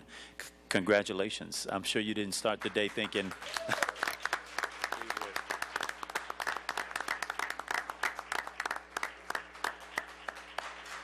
Well deserved. Mayor, could I make a comment? Please. Commissioners, we have, well, now we actually have 2 appointed officials. That's wonderful, that aren't interim. But the I'm glad to have an extra. We have got to become a little bit more adherent to our decisions of the last meeting. I mean, for us to go one meeting and we decide something, and then the next meeting we flip that entirely and we decide something completely different. And I mean, it doesn't, our decisions affect a lot of people. And I just don't think it's fair to those folks who have applied, those people. I really am heartbroken about this. I mean, congratulations, I voted for you. I'm happy to have you on the team. I'm glad very much to have, and I don't know where Mr. Sims is, I'm glad to have a woman on the team, on our management team. But please, please, if we can possibly avoid these flip-flops, which essentially they are, I would appreciate it very much. At least until December. You can flip-flop all you want after that. But until December, I would just appreciate it if we could avoid that anymore. Thank you. I could not agree, Commissioner, more with our need to stick by process. And so just to revisit so that we're all clear on what got us to this point. This position was advertised nationally. We impaneled a group of citizens to evaluate all of the applications that came forward. They then reduced those numbers, which, by the way, we received a historic number by comparison of the advertising of the previous positions, all previous positions of appointed officials on this dais. They were then shortlisted. We then conducted interviews. From that interview, a nomination for a city attorney was made, in my opinion, again, the most qualified candidate. We then came here for a vote, and the decision was changed, that we didn't like it. And so at the last minute, after everything we said, all we advertised, after Ms. Jackson and the others coming forward in full faith and competing, we changed our mind at the last minute and sent it back out. And so I just want to echo, Commissioner Miller, your comments around our need to be consistent for the integrity of this government and also for the integrity of our processes. Commissioners, we're now on to introduction of ordinances. There are none to be, I'm sorry, yeah, is that where we are? Yes. Yes, we're now on introduction of ordinances. There are none for introduction. Policy formation and direction, item 13.01. Thank you, Mr. Mayor. As James Barnes comes up, he's going to make the presentation for us. I'll introduce this item. I'd like to recognize members of Star Metro that are in the audience. This item seeks your approval to authorize staff to negotiate and execute an agreement for a pilot program, one that you have asked for in the past, and I appreciate your leadership on this. There's been a lot of good work that's been done. The pilot program would be intended to enhance our dollar-ride services. It would be through a ride-share agreement. With your approval, the pilot will last 1 year and be evaluated based on customer acceptance, customer satisfaction, and on-time performance. So as you can tell, these are customer service metrics working to improve the service we provide in Star Metro. As I mentioned, James Barnes will provide the presentation, but if I could just take a moment, you've got a number of Star Metro staff here with us tonight. I appreciate them being here, and they're going to be the ones that make this happen.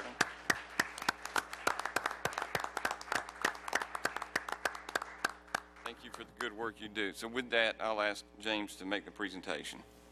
Mayor, Commissioner, last year you had advised that we look at alternative ways to try and enhance the service with Dollar Ride for on-time performance and enhanced service, along with dealing with the annual 6% growth that we are seeing over year over passenger ride.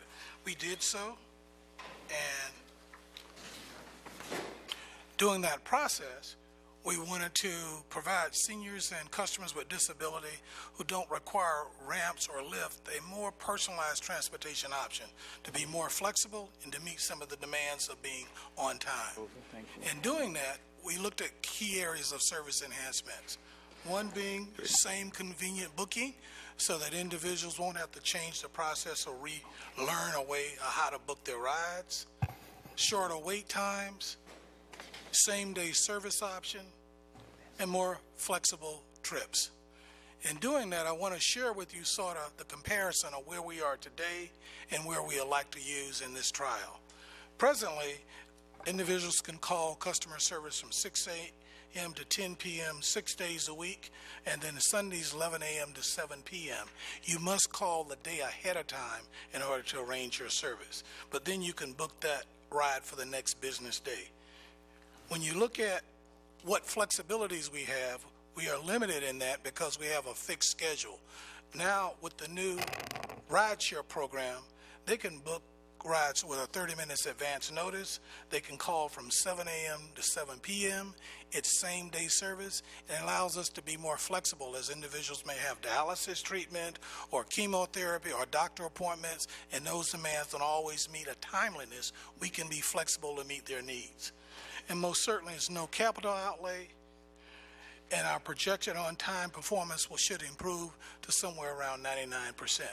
We are looking at basically a 30-minute window that at any time a customer can call us and we can meet their needs within 30 minutes. Enhance our mobility options and flexibility. And how will a pilot work? We want to solicit up to 100 senior volunteers to participate in the rideshare pilot based on the most frequent users with disability. We'll send them out a letter, ask them to volunteer into the program, and if so, then they will be eligible to participate. With that being said, once they enroll, the customers will dial that same number. Even if those individuals are doing it within the same day, they can call within 30 minutes to 891-5199, where they have the established representatives that they've been using, and they will be able to assist them and provide them with that. The representative, when they talk with the person, can let them know the name of the driver, the type of vehicle, and also confirm the destination where they're going. With that being said, Star Metro will receive ridership reports that we can track our on-time averages, the amount of travel, and measure all the efficiencies to get back and compare how we're doing compared to national average. The pilot during the first year will be based on 3 areas of components: customer acceptance, customer satisfaction, and on-time performance. When we look at all of the triggers that guarantee customer enhancement, on-time performance, flexibility, and personal options is what we've heard. We've had staff visit Pinellas County and other transportation providers to look at modeling and look at what are the best practice within the state and nationally, and we've heard and got the feedback and are designed a program to meet those needs. What we are asking to do today is, staff believes that if we can have authorization to have the city manager or designee negotiate and execute an agreement for the rideshare program, that we will enhance dial-a-ride services.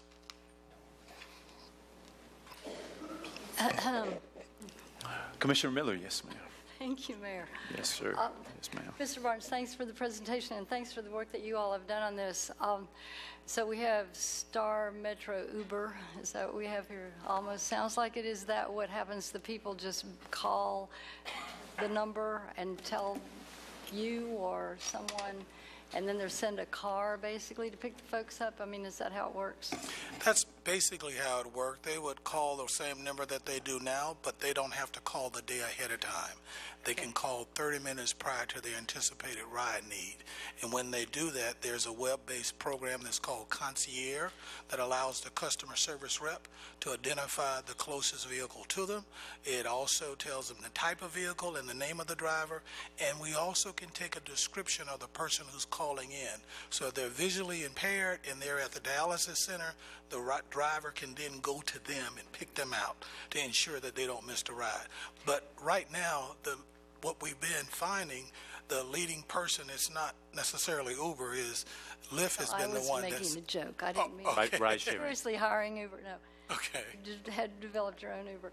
I would like to ask you to consider that both of the speakers that came here, painstakingly came here tonight to participate, and I think by the time you're 96 and you park and you walk up here to make a comment, you've deserved the right to be in the pilot program, and the second gentleman as well. And they also live in Miccosukee Hills, which, you know, that's one of the areas where I know Dial-A-Ride goes in. I actually met Mrs. Wortham in her home, and she had called when I first got elected about that she was concerned about the service, and she was having trouble getting the different places that she was trying to go. And so if you would consider contacting both of them and allowing them to be part of your, you know, your pilot, and consider other I guess, I don't know how you're going to select people, but we have areas where, like Miccosukee Hills, where there is where there are a lot of people who are disabled that are living in the same location. I guess I'm asking you to go to places like that and try to really get people involved. Okay? Absolutely. Mr. Barnes, thank you very, very much for this, I think, good news. Certainly with regard to a pilot, I hope it moves quickly. I think you'll probably see really good results. I think, to me, not only is the customer experience part of the results, the financial pieces, you know, to it as well, but the fact that you could go from having to, you know, being able to do what humans do, which is to make some decisions kind of at the last minute because situations and circumstances change. And so removing the burden of that 24-hour preparation, and then I think even more when you're out and about, if you have a change, I know the headways were anywhere between 30 minutes and 2.5 hours, that this brings that down a little bit, and I can only imagine what it might mean by way of fuel cost and some of the other sort of strenuous components of what it means to coordinate that kind of a ride service. So I think extremely impressive that I think we're now leading the Southeast. This may be the first pilot of this nature in the southeastern U.S. And I think we've got a lot to hopefully learn ourselves, but also teach others around how we improve the efficiency, the customer experience, and maybe even the cost. Commissioner Richardson, followed by Commissioner Ziffer. Thank you, Mr. Mayor. I want to lend my voice to praising you all, I guess, James, for the work that you all have done bringing this pilot. I'm excited about it because there are so many in our community who depend on public transportation as their only means of transportation to get to doctor's appointments, the grocery store, to pick up their prescription drug medications, whatever the reason might be. They depend on that public transportation as their sole means of transportation. And so it's up to us as the only major public transportation provider in the community to provide them with that service. And so this is an exciting addition to the general public transportation service that we provide that I believe is getting better every day. One of the certainly clear signs of that, I've noticed around town that the bus stops, we're putting shelters at many of the bus stops where people consistently ride the buses, and that's been encouraging for me to see that we're doing that. I know I've seen several on Orange Avenue and other parts of town, and so was real encouraged by that. And so I hope that all of this will bring about a greater ridership in our public transportation system, and as the mayor said, a better customer experience during the time that they are involved. So excited about the pilot. I hope it will become something that we can go forward with, that it will work and benefit our citizens and customers, and something that we can continue to expand and go forward with. But thank you for the leadership that you have provided in making this happen. Commissioner Ziffer. I'm going to move option one. Second. Just a second. Just a quick comment, and I'm not sure if we do or don't. You don't have to answer it. I know our first responders have. Why don't we just make sure that our operators that are going to be dealing with this, that they get dementia, Alzheimer's awareness training, so that they can recognize if they get a caller that might have some form of dementia, how they can walk them through to make sure they're getting the right information and picking up and dropping off at the right location. Great point. Thank you. Commissioners, if there are no further comments, there's a motion and a second to approve the pilot. All those in favor, let it be known by saying aye. Aye. Those opposed, no. Motion passes unanimously, 4-0. Commissioner Maddox out of chamber. I'll move 1302. That's a great program. We've done this once. We should keep doing it. Second. There is a motion and a second to approve item 13.02. If there's no discussion, all those in favor of the item, let it be known by saying aye. Aye. Those opposed, no. Motion passes unanimously. Commissioners, we're now at 13.03. City approval. Attorney. Second.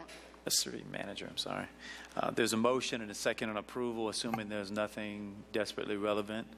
Any other comments? Seeing none, all those in favor, let it be known by saying aye. Aye. Aye. Those opposed, no. Motion passes unanimously. Now we're on item 13.03.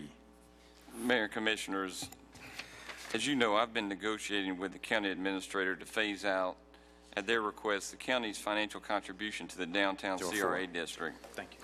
While the initial focus of our negotiations was to phase out that participation by 2020, as we talked further, the negotiations expanded, and we really talked about the future of the downtown CRA district as well as the greater Frenchtown Southside CRA district. And we considered the investments that had taken place since their inception numerous years ago, and really the remaining term that was left on each of those districts. And you'll recall the downtown is scheduled to remain in place through 2034, and the greater Frenchtown Southside, or GFS, is scheduled to expire in 2030. So we took that into consideration in terms of what has happened in those districts in the remaining term, and then the desire to do something in terms of the county's participation in downtown. We've made a number of recommendations. I'm going to share those with you just for clarity. And then the county considered this similar matter last night. I want to share with you what they did. The recommended changes will provide a continuation of funding for the approved downtown district projects. So those projects that you already have approved, they would be funded. It would entail a timely phase out of the downtown district. Again, it's set to expire in 2034 and has been very successful so far in its lifespan. Focus then easily could shift to the greater Frenchtown Southside. It would be a single focus district. Now, it's an older district, but it's had less maturity in terms of investment. In addition, we would expand the Frenchtown Southside boundary. That's been something that you have discussed. You've discussed it as part of the CRA board. We would be able to expand that boundary.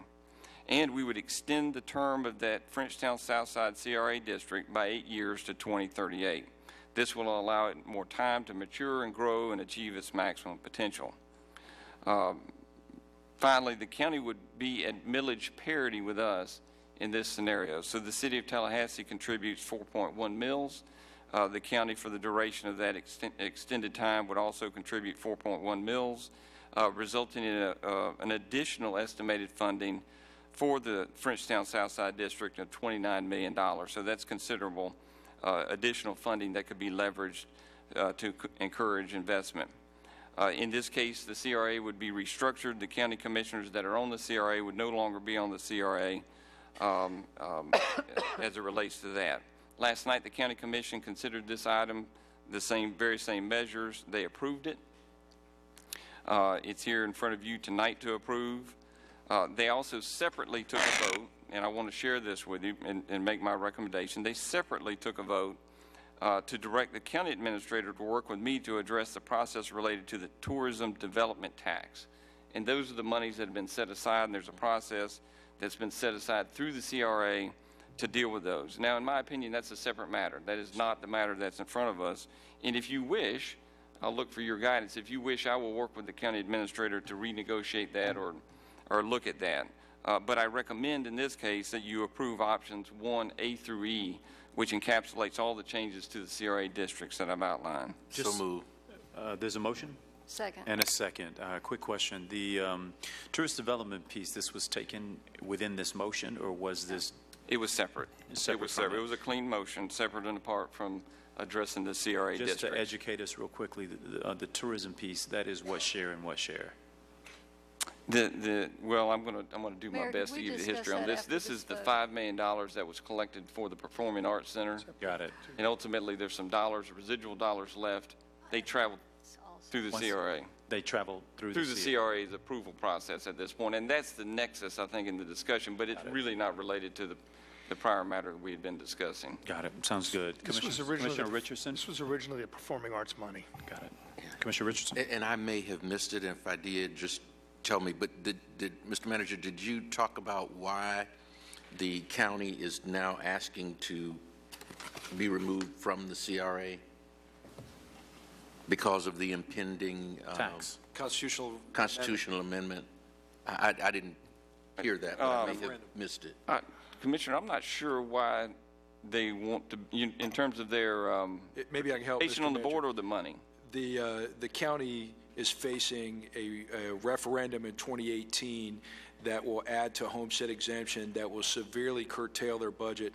That was the reason why they moved forward with attempting to recapture dollars, because they're going to be faced with a smaller budget through no fault of their own. Correct. Yeah. And that's what I wanted to make sure that the public understood. Yes, sir. That it had nothing to do with any dysfunction between the two commissions or the CRA itself. The county made that decision based on the potential impact of that additional Save Our Homes dollars if that constitutional amendment passes. I wanted to make sure the public understood that. Thank you. Thank you, Commissioner Maddox. Commissioner Miller. Well, first of all, I just mainly want to thank staff, because this was a very big lift. And working through all the issues related to this, that's why I wanted to leave I would like for us to have a brief conversation about the performing arts money, because I have a couple of comments on that, but I would like to dispense with this first. But I know how challenging this was, and the fact that you've come up with an agreement that everyone is happy with, I think that you are to be highly commended, and I know it wasn't just you and your team, so thank you very much. Ditto. Commissioners, there is a motion and a second. All those in favor, let it be known by saying aye. Aye. Aye. Those opposed, no. Motion passes unanimously. Commissioner Miller, you want to? I do. Well, first of all, I think it's very important for us to discuss, for Reese to engage the county and discuss the performing arts money. That it's very important to know the history of that too. So please discuss with us. I don't want to go into a whole. This is not a CRA meeting, and I would like, though, for us to really be clear about why that money was to go to the CRA if it wasn't going to the Performing Arts Center, and that affected the county's lowered TIF on the downtown CRA, et cetera. So before you go into discussions with the county on that, if we authorize that, I think it's very important for you to have a very clear understanding of all that's gone on in relation to that, all the conversations that we had 2 years ago or so about how that would happen, how that transition would happen. So just make a date in my office to discuss this. If I could just, before, if you don't mind, the city manager starts to speak about that. We don't have to deal with this in any way this evening because it is not connected to the vote on the future of the CRA. So if I could suggest at our next meeting, agenda sometime for a broader discussion about the full history of this, because there is a very long history. And I think that probably is probably going to be more beneficial than whatever Reese you can throw at us right now, because there are a lot of different elements to this, and I don't see any reason for us to have to make this decision tonight, or even to suggest moving forward tonight. That's all. I agree. I mean, I think I'm certainly, my position is I don't know the urgency yet, but I do think we have to figure out eventually what to do with those dollars, and I'm not personally in a position of saying go negotiate. I don't know that we have enough of an orientation on our side around our positionality here. So it seems with these conversations sometimes we enter a lot of new territory with the county, and I don't want to go unwittingly sort of into that. Mr. Mayor, if I could add, if there is no appetite of this commission for me to have that negotiation, you can give me that direction tonight. Clearly, there's a lot of ground that's been plowed here. There is a process in place. It exists. It's not ambiguous. If you think that that's appropriate, we should continue forward with that. You could give me that direction. I will make that clear to the county administrator, and we will dispense with this issue. If you want me to explore it, though, I'll be happy to, and we can bring back more information, and we can have that thorough conversation. I personally would love just a rehashing of where we've been on this, similar to the conversation we had on the CRA to begin with, which was we were unlike any other county and city relationship in the sense that we had county officials elected represented on a CRA, a city CRA, which was sort of unprecedented for other, for other areas. So I'm personally not in a position to say go forward or don't. I'd love to chat with you a little bit more, and then, and I think Commissioner Miller has asked for the same thing, so that we're at least on some common ground. I've got an item on it before we go to public hearing. If we're done well, did we disclose it? No, we don't have to do anything. So we dispose of the item on the reorganization of the CRA. We're not taking any action on this one, and I'll yield the floor to Commissioner Maddox. Thank you, Mr. Mayor. I was out of the room when I got here just for the vote on the public safety campus. Very briefly, I've got an idea, and I was hoping that without objection that staff could look into it when they're doing this RFP. The police chief mentioned to us when he wanted a public safety complex that he wanted it on the south side within the census tracts that it feels like he needs the most attention.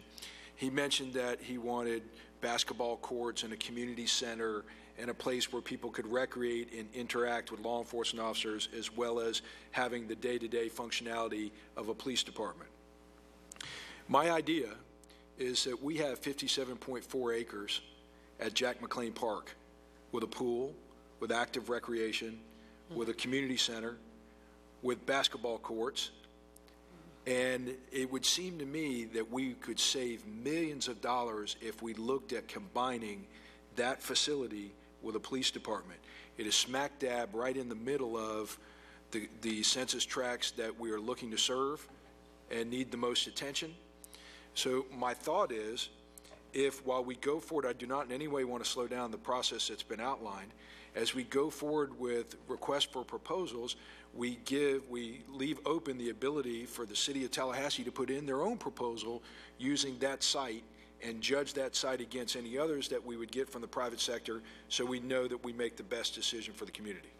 Commissioner Maddox, just in quick response, so I wouldn't be for taking that option off the table. I do think we ought to have these community meetings and get a sense back from the public. There are barriers that have to be overcome when it comes to certain communities and their interface with law enforcement. Yes.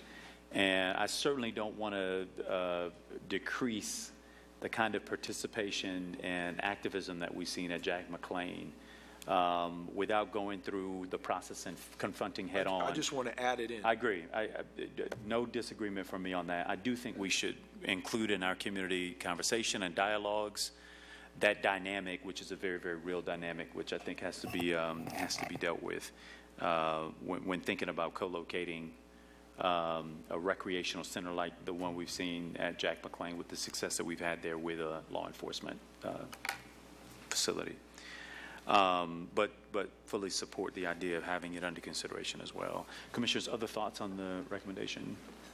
Okay, got it. Commissioners, we actually are now at the hour, a minute late to go into our public hearings, and so we'll do that now. Item 15.01, City Attorney. Item 15.01 is provided for informational purposes only. It's just a notice that the first and only public hearing on ordinance number 18-0-09 voluntary annexation petition for 5794 Thomasville Road will be held March 21st, 2018 at 6:00 p.m. in the chambers of the City of Tallahassee City Commission at City Hall as opposed to tonight. Mr. Mayor, if I may, I have a speaker form from Roger Wynn, which had identified agenda item 1501. I don't know if that's the correct. I wrote down the wrong agenda item. It should be number 3. So gotcha. I apologize. Thank you. Are there any speakers on this item? There are not. All right, Commissioners, this is for information purposes only, the first and only public hearing. If there are no comments, we'll move on to item 15.02. Item number 15.02 is the first and only public hearing on an ordinance of the City of Tallahassee, Florida, amending Chapter 10 zoning of the Tallahassee Land Development Code, amending development standards and the development standards in the General Commercial C2 zoning district, providing for conflict, severability, and effective date. We do have one speaker on this item, Mayor. That's Alan Wise.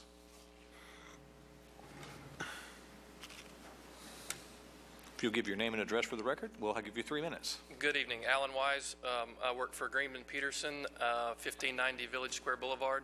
I'm an engineer, and we're involved in development.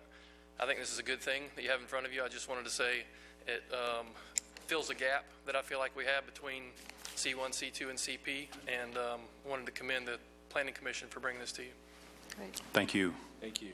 Move acceptance. Second. There's a motion and a second to move staff recommendation. All those in favor, let it be known by saying aye. Aye. Those opposed, no. Motion passes unanimously. We're on to item 15.03.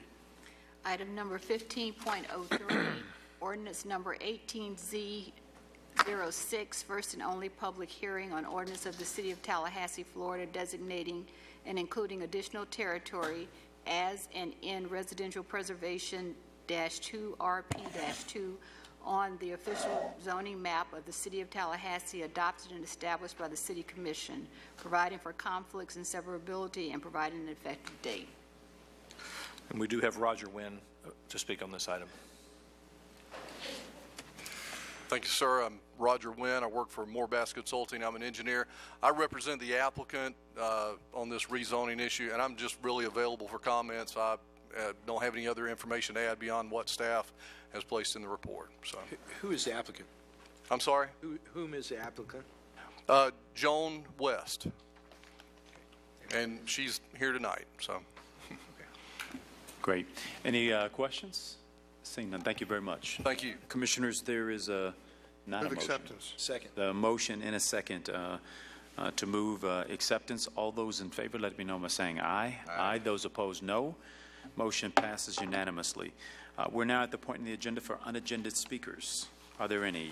Mayor, there are a number of speakers this evening. The first is William Fouts, followed by Erwin Jackson.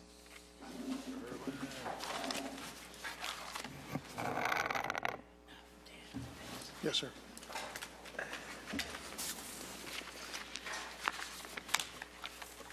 My name is Reverend William Fouts, the president of the oldest civil rights group here in Tallahassee, called the Inter-Civic Council. we had to get that name as soon because it happened in 1956.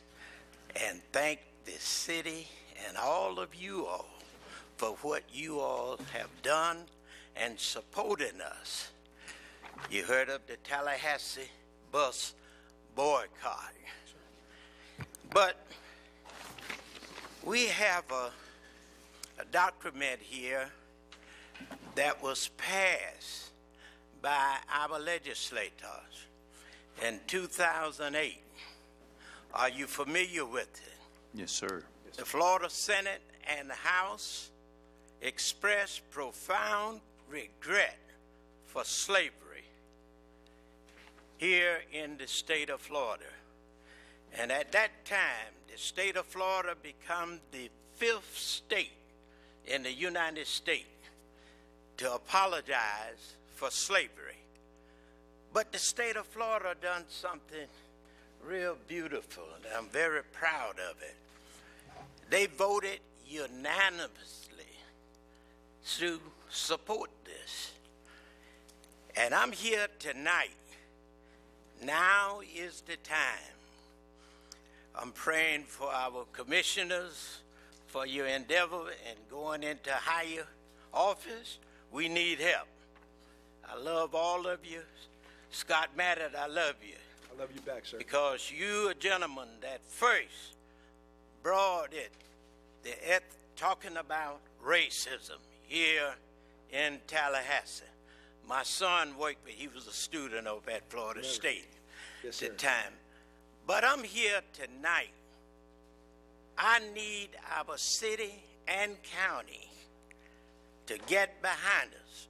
We are the capital city of the state of Florida. Lynn County is the capital county of the state of Florida.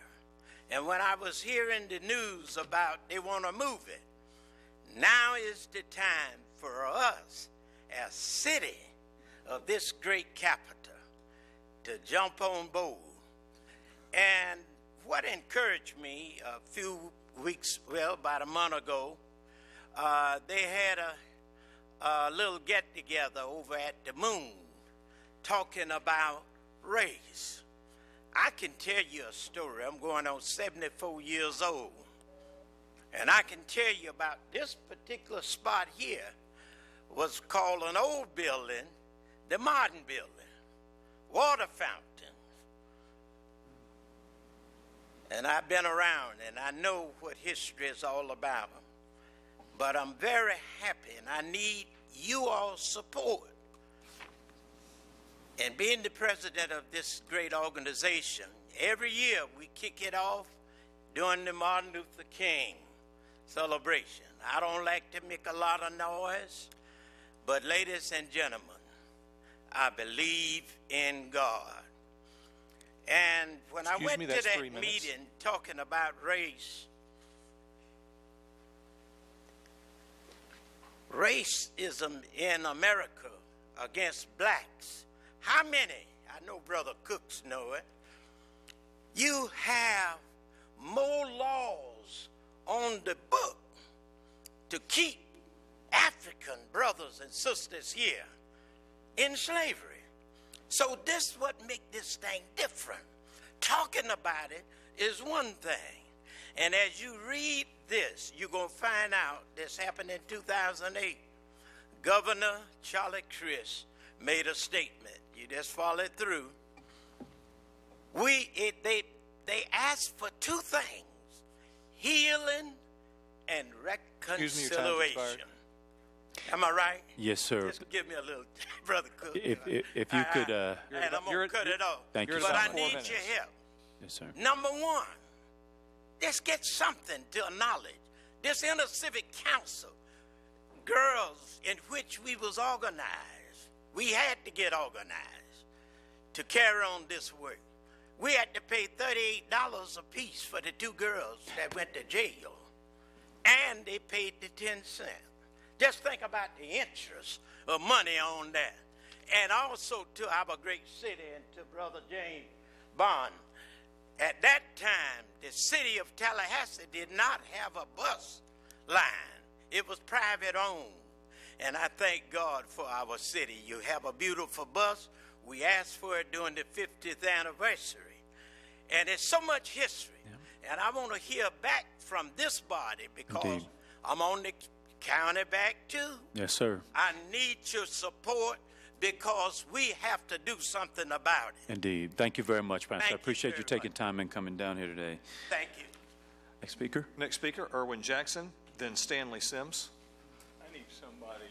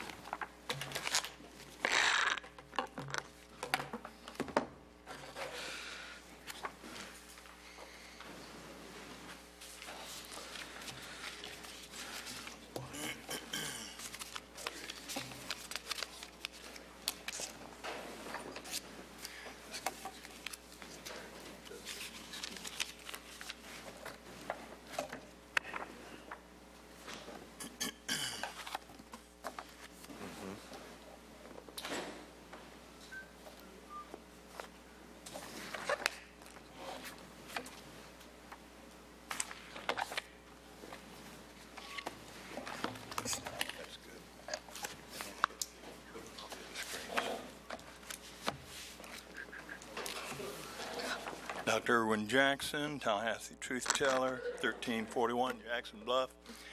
It is kind of funny. It's obvious that that insurance guy who was just here is new to Tallahassee. Everybody knows what you're supposed to do is take $10,000 or $20,000, go see Paige, drop it off, she'll run it through governance, the money comes back to Scott, and then you get his vote. Okay, now, you don't have to believe me, the beauty of all this. The FBI put it on the front page of the newspaper. That's just a damn fact. Scott, during the past 6 years, I've been telling the public that I believed you were stealing money from the public and requiring bribe payments for any business that wanted to move to Tallahassee. City employees and business owners have continued to this day to ask that I help expose city corruption. This government seems to be a cesspool of rampant corruption among senior managers and elected officials. During these years, your response has been predictable. Jackson's lying, and Jackson doesn't know what he's talking about. He's crazy, just like you told this insurance guy. Well, Scott, no one believes you, nor respects you. You have zero credibility, Scott. But I tell you this, Scott, it feels great to be vindicated by the FBI after 8 years in a search warrant they provided to the public on February 5th. The FBI detailed to a pay-to-play scheme organized by you, which resulted in you getting hundreds of thousands of dollars in bribe money. I outlined this scheme to this commission and the Ethics Commission, State Ethics Commission, against Scott in 2014, but no one, they were so busy laughing they didn't listen to me. Dr. Keith Simmons, political professor at FAMU, said it clearly, quote, Scott Maddox symbolizes what is wrong in government. So simple and so true. Curtis Richardson said, the problem appears to be one corrupt public official. Scott, I think he's talking about you, and probably Fernandez too. Commissioner Richardson is wrong. The actual number of indictments, I've been told, will be closer to 24, not 1. Witness 3, who many believe is Nancy Miller's campaign manager, Gary Jordan, city lobbyist, city vendor, your business partner for years, said that you were selling your votes while on the city commission and funneling cash to governance. You and your wife received $392,000, while your sons and father got an additional $191,000. It's now time, Scott. I would think that you might want to apologize to me.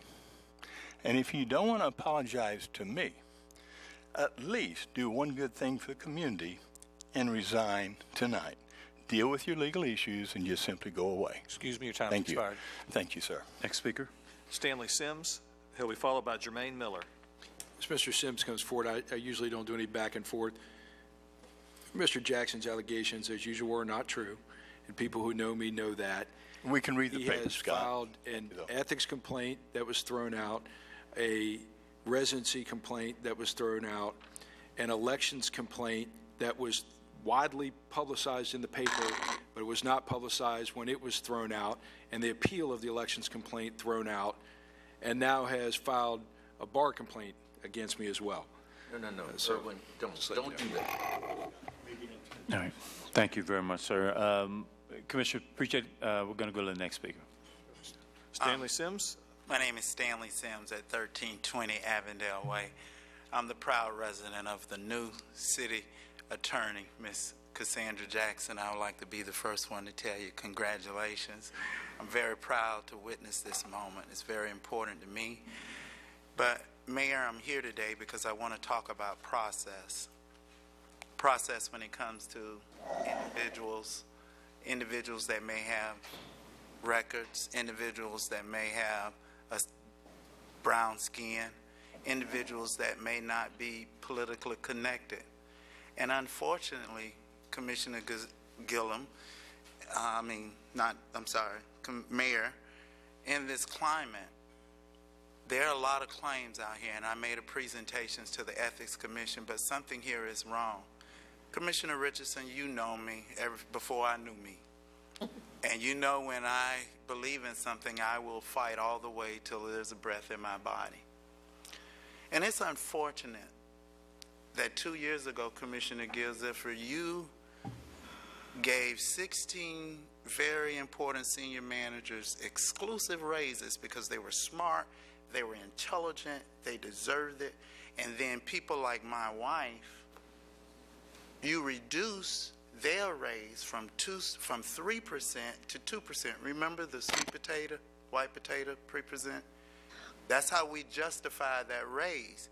Because normal folks like my wife, those people that work in those community centers, they didn't get a 3% like they normally did. They got a 2% because our interim manager said there would not be any layoffs, and it was. But I don't want to go down that road. Not only do we have layoffs, we've got lawsuits. But here's the problem, Curtis, and I don't mean that in disrespect. It's been 8 months.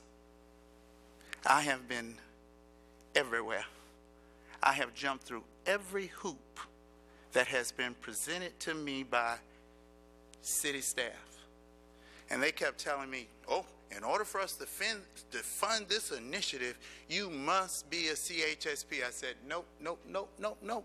My own committee people got upset with me because I kept saying, nope. They are trying to drive us down this competitive bid road. And you heard tonight, aren't you glad, committee members, that I didn't go down this road because there is so much flux in this thing. And I'm sorry, Ms. Miller, but that's how we feel. Yeah, but when you have 8 months, explain to me, Raul makes almost $200,000 a year. How can I know more about the funding procurement processes than him? You know how? Because good employees at this city, who my mom has known, I have known over the years and said, don't tell them it's me, but they're lying to you, Stanley. And today, Commissioner Richardson, excuse me, that's 3 minutes. We're going down the road that I said we could go. We have a form there.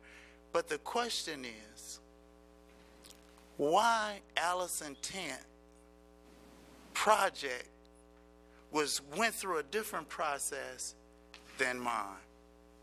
Now, you know me.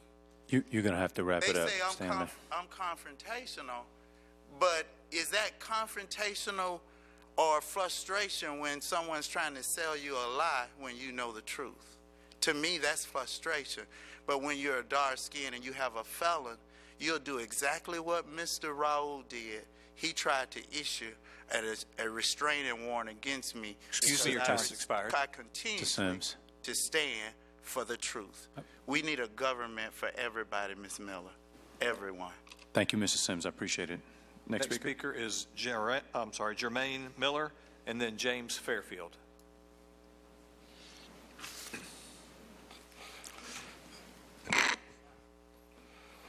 Mr. Mayor, the City Commissioners.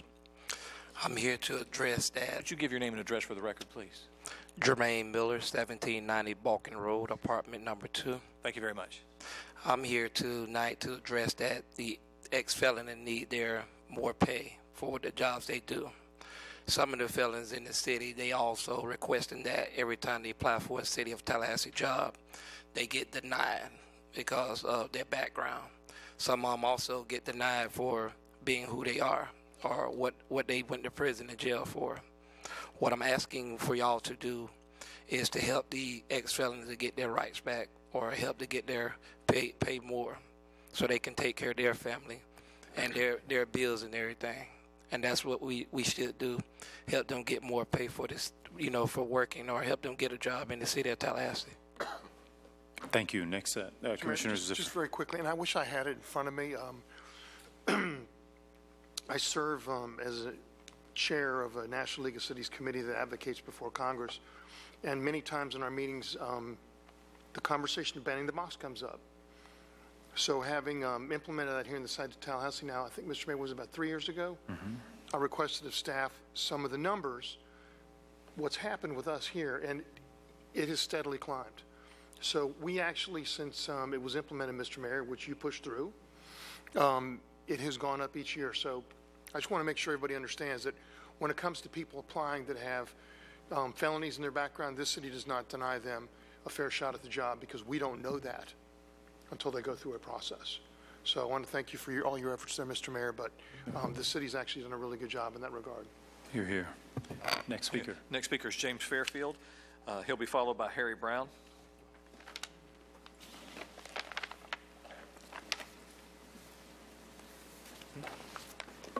Good evening. Just a point of clarification, full disclosure, the contents that I'm about to reveal or read today were sent by email February 4th, 2018 to all members of the Commission, including City Manager, from my private email account.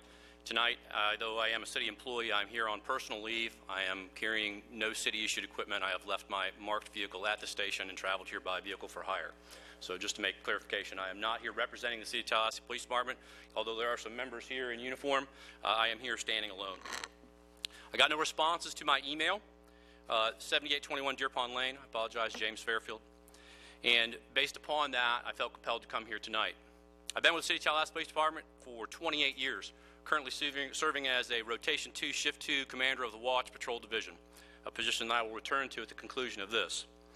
I find it deeply regrettable that I had to pen something like this after 28 years of service, but we are yet at another time, as we are every 3 years, at a sticking point in negotiations.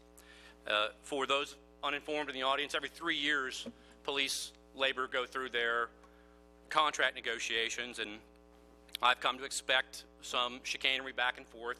We assume that they're going to show up in no shoes and threadbare clothes and their pockets turned out, and they assume that we're going to show up in limousines with yacht brochures and demand a bunch of money, but that's not really the case. Everybody stays in that role for a few weeks, then eventually we hammer the details out and we come to a resolution. Well, what's unique this time, and now compels me to be here, are two developments in this exchange that I have never seen before. If you'll allow me to count Chief Coez twice, I am now on my 6th Chief of Police. Never before. I know of no other chief who has participated as actively in negotiations as our current chief. And not only participating in negotiations, but according to the city's team, is actively negotiating against the officers' best interests. Wearing our uniform, but clearly playing for the other team. This is the same chief that I clearly applauded for getting us more manpower. However, that only adds to the irony, publicly claiming that he is arguing against steps, but in favor of starting pay to attract new officers. Ultimately, what it works out to be is his focus is on the officers we do not yet have to the detriment of those we currently have. The problem is the new terms from the city negatively impact every one of the new officers we just got. Every officer that's been hired in the last 5 years has having every single metric that they compare our agency to another changed to their detriment. STEPS is a prediction that we advertise in recruiting. This is how many successful evaluations and annual matriculations, and over that time you will reach a particular rate of pay. Those are the rungs in the ladder. Their debate comes up every 3 years, and they never should. They should never be on the table. An officer, investigator, sergeant, lieutenant If they have loyalty and they have adequate performance, they should get their step. They should get it now, this year, every year.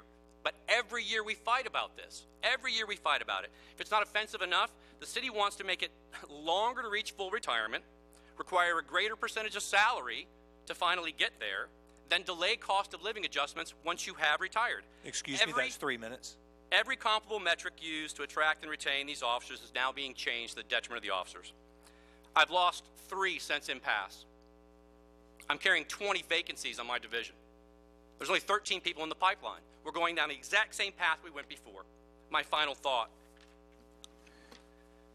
The second unique part, financial hostage taking. We as a city police department are now the only members of the city family who continue to contribute a full percentage of our salary to pension even though we're in drop. No one else does this. No one else does this because what the city is doing is they are leveraging that 11.25% of salary from the senior membership until we sell out the younger membership and don't give them their steps. Thank you very much, sir. My final thought, I've been doing this a long time, and as a result of that, I have a bit of an overdeveloped sense of justice. I never thought this day would come, but based upon my overview of what's going on, it's clear to me that me, and you, we're not allies. We're adversaries in this process. So whatever you're going to say doesn't matter. Begin to wrap your comments, sir, please. The city's position is to lie to the newest officers and to steal from the oldest. Thank you very much. And the negotiation process, are we talking directly with officers at all right now? There is a bargaining team that is Of course. This gentleman is represented by the PBA, and this is outside of the bounds. Got it. Okay. Next speaker. Next speaker is Harry Brown. He'll be followed by... Wait, before Mr. Brown comes up, could you, Cassandra, I'm used to calling you, I'll have to change what I call you.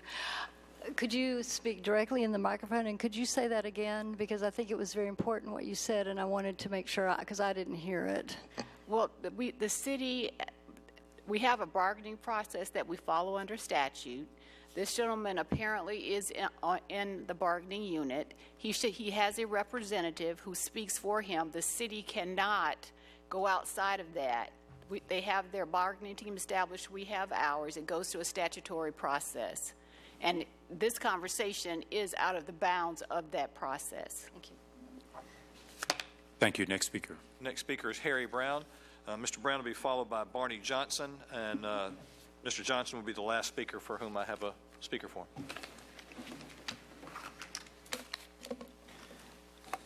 This is my Bible. I come before you to tell the truth and nothing but the truth. So help me God. I'm Harry Brown, and I reside at 5431 Crump Road, Tallahassee. Scott, why do you want to stay on the commission? People have spoken so resoundingly, stating that they do not trust your judgment anymore. The people do not have any respect for you, and they do not have confidence in you anymore. The same thing was said about all of you after the fiasco was made with the Rick Fernandez issue. Everyone knows that to make a decision such as was made cannot have the ability to manage a city. Scott, I have been telling people for years that you did not have the ability to run a city ever since you spent $18,000 of city funds building your man cave.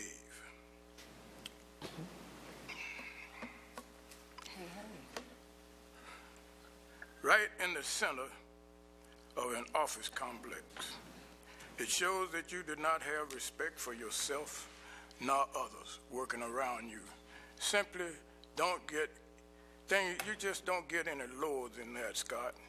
You stooped so low as to call me deranged and that I showed signs of dementia.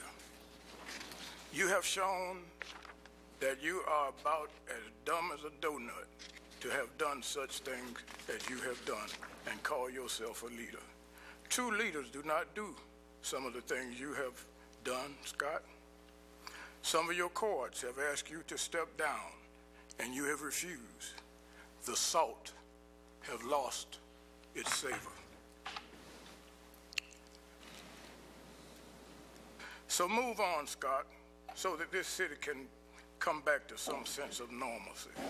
I wondered how long They were going to let you lead them around by the nose before they realized you were leading them down a path of degradation and total ruin. Now they want to run from you, but it's too late. Simply too late now. The damage has been done and is beyond repair if you stay on.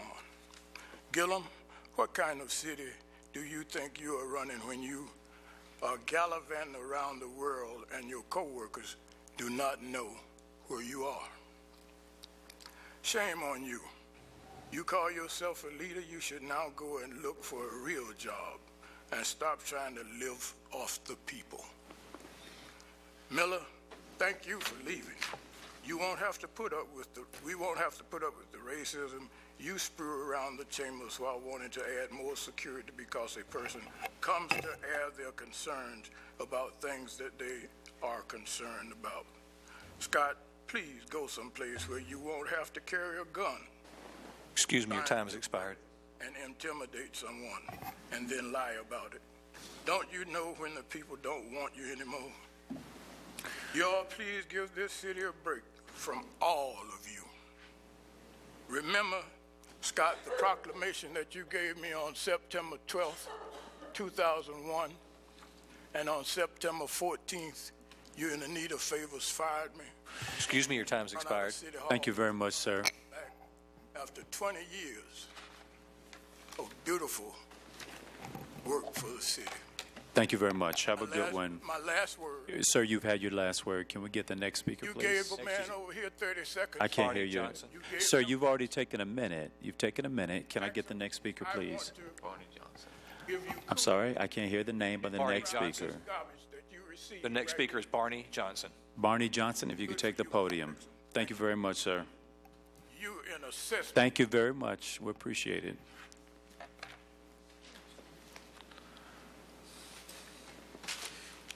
Good evening, everyone.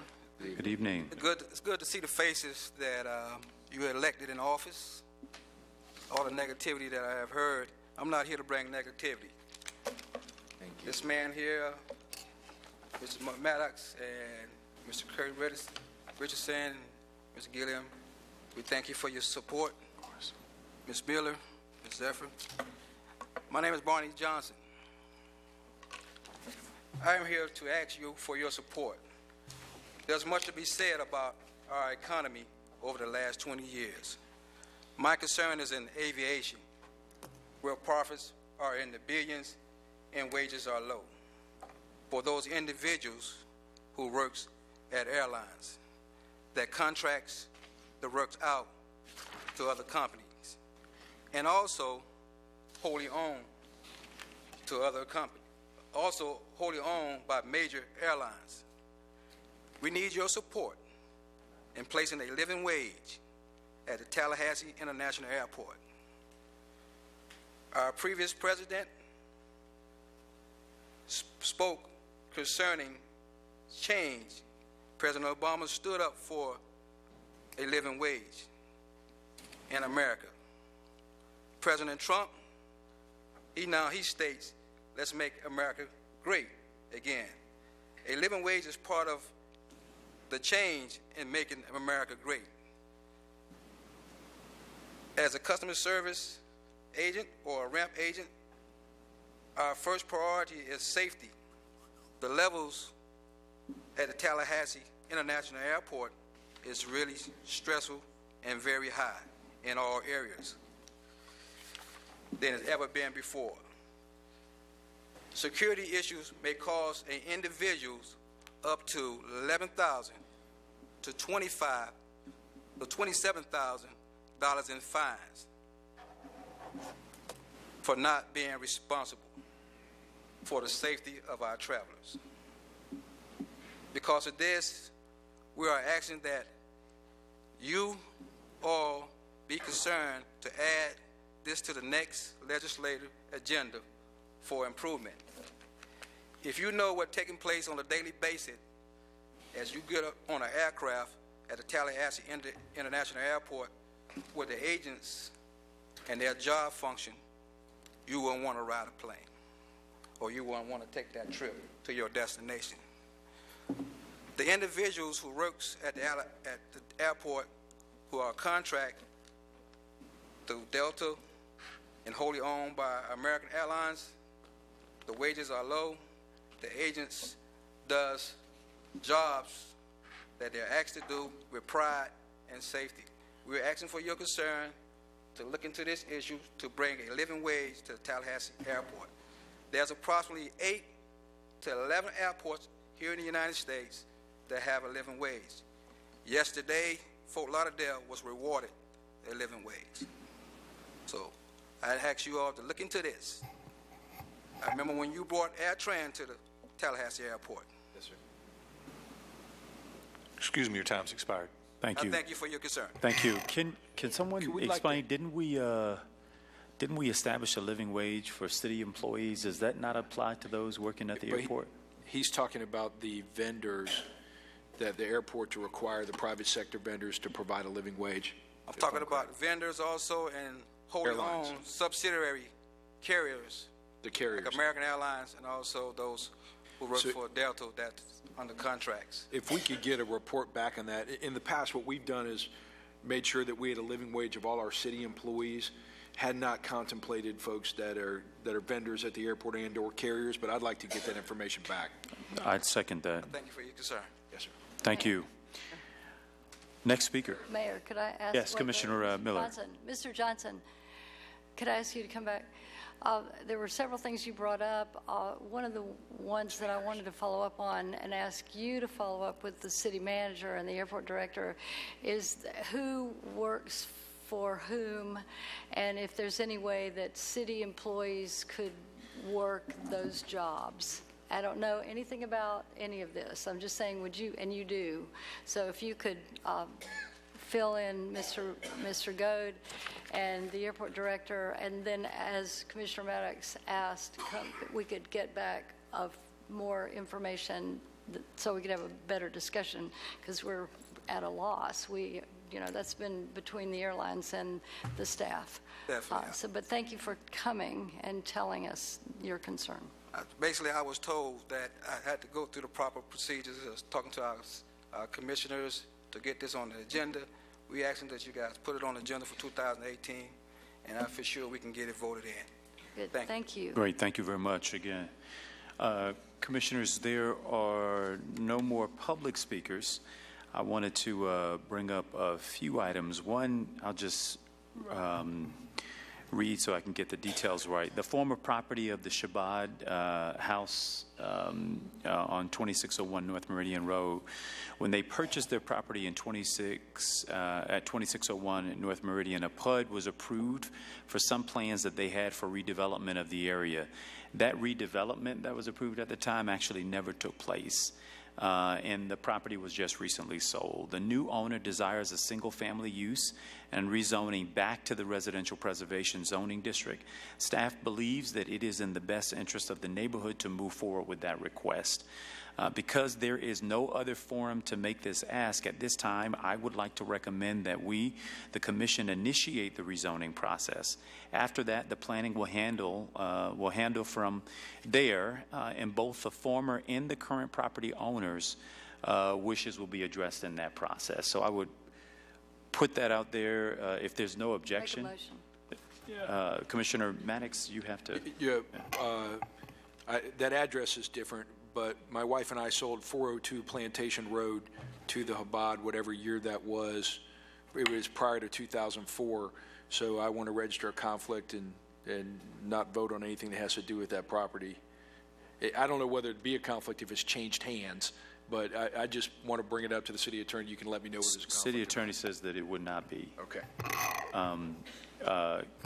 There is a motion. Is there a second? Absolutely. I'll second, but I have a question. I wanted to mention that I have had, it hasn't been recent, but about 2 years ago, well, it was about the time the property went up for sale, had been contacted by some folks who live behind the home, and they were very, very concerned about the future of that piece of property and whether it would become more commercial. Now that it's sold, I think that this move would definitely reassure all the folks that live around the area. Commissioner Ziffer. Yeah, just a couple of things. As I recall, I think it was last summer, we had issues because somebody was running a dog training school out of that site, which was bothering some of the neighbors. The other thing is, and I'm not going to object for what I'm about to say, it's just that so that we're all clear. Part of the process, as I recall, and Mr. Mayor, you were here at that time, they had to build sidewalks, and then we relieved them of some of that, and I don't remember if we postponed it, but it seems to me if it goes back to being a single family, then that need no longer exists because they're not creating those need. Correct. So when this item comes back, if we could just make sure we address all those promises that were made and commitments that were part of the PUD, but I'm in favor of it. That's correct. Commissioner, when it went through, it was an upzoning, and there were certain requirements should they have redeveloped. The redevelopment never took place, and now they're looking at a rechange of hands. And so there is a motion and a second on the item. All those in favor, let it be known by saying aye. Aye. Those opposed, no. Motion passes unanimously. The second item, Commissioners, obviously we all have not met together since the unfortunate tragedies in Parkland. I've seen a number of us at vigils last night. Commissioner Ziffer, myself, served dinner to some of the families and teachers who were in town lobbying the legislature. I myself attended the town hall meeting that CNN hosted and also visited the school. I also feel a real connection to some of the local efforts at gun regulation, largely because of the lawsuit that we got dragged through for 2 years. And just as a refresher, the Florida legislature passed preemption law, which prevents any local government from creating any laws that regulate guns in the state, circa 2011. Beyond normal preemption, which is a carve-out of certain area that the states can't regulate, or rather cities and counties in this case, can't regulate, and the court has held, obviously, that the state is able to preempt.